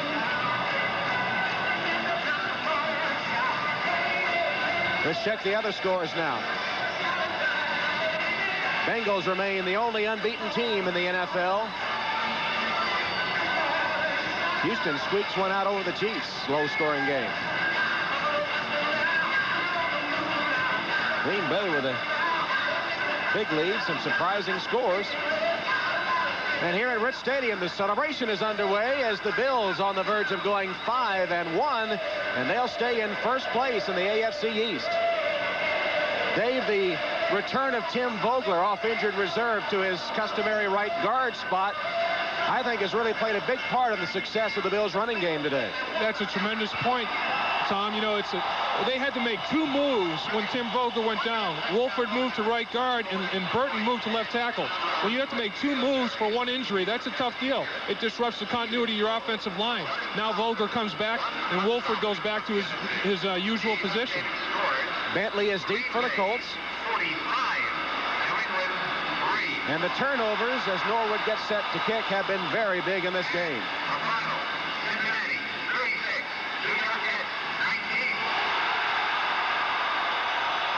Well, our Budweiser most valuable player for today will be Jim Kelly, the quarterback of the Buffalo Bills. Kelly with 3 touchdown passes today, 2 of them to Andre Reed. And Kelly had only 2 touchdown passes coming into today's game for the whole season. Jim Kelly of the Buffalo Bills. Budweiser will make a contribution to the United Way on behalf of all the MVPs selected in today's games. Bentley takes a short kick at about the 22.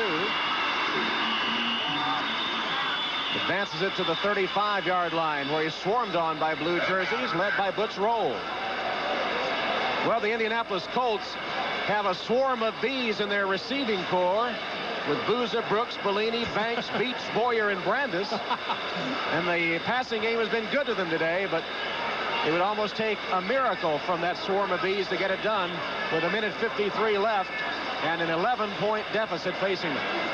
You know, Tom, it's really a tribute to the Colts players and coaching staff, though. They gave great effort today. 1-4 record. They played like they were 4-1.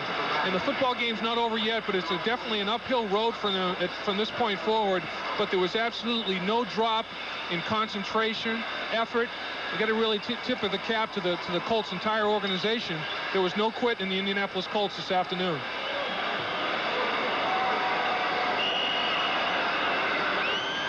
Hogaboom trying to rally his troops one final time.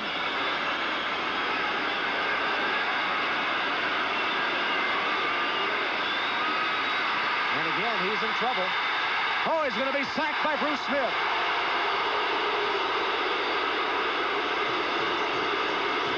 Bruce Smith is back.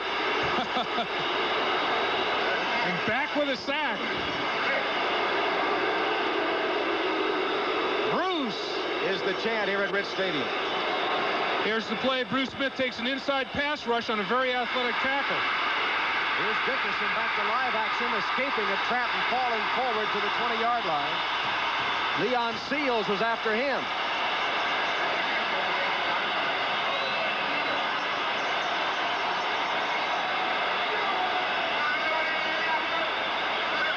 Bruce Smith back for his 2nd game after a 30-day suspension for substance abuse. His game back on track. He took an inside rush on Chris Hinton, one of the more athletic offensive tackles in the National Football League. Beat him to the inside and got a handful of jersey on Hogaboom and dragged him right down to the ground. The Bills will face the New York Jets next week in another AFC Eastern Division game, while the Colts will face the Tampa Bay Bucks next week.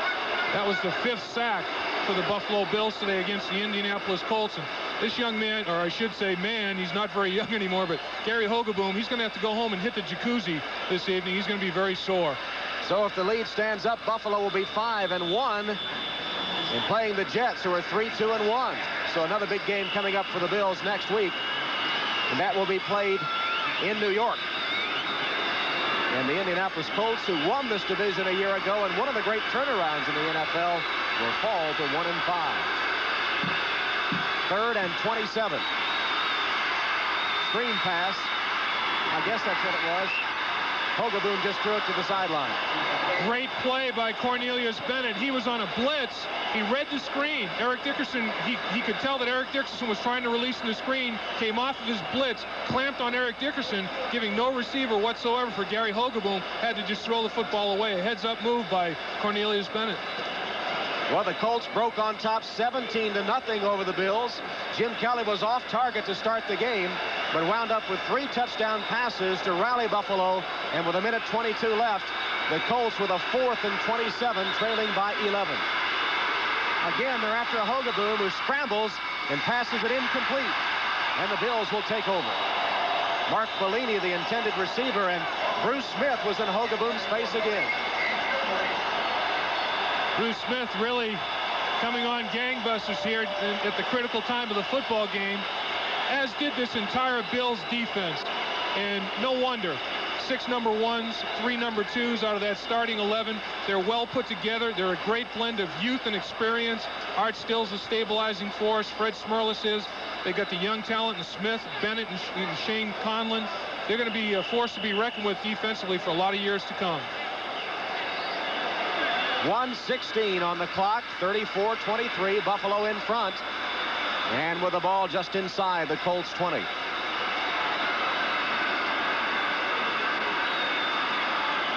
Buffalo offense showing much more success against the Colts today than they have at any time this season.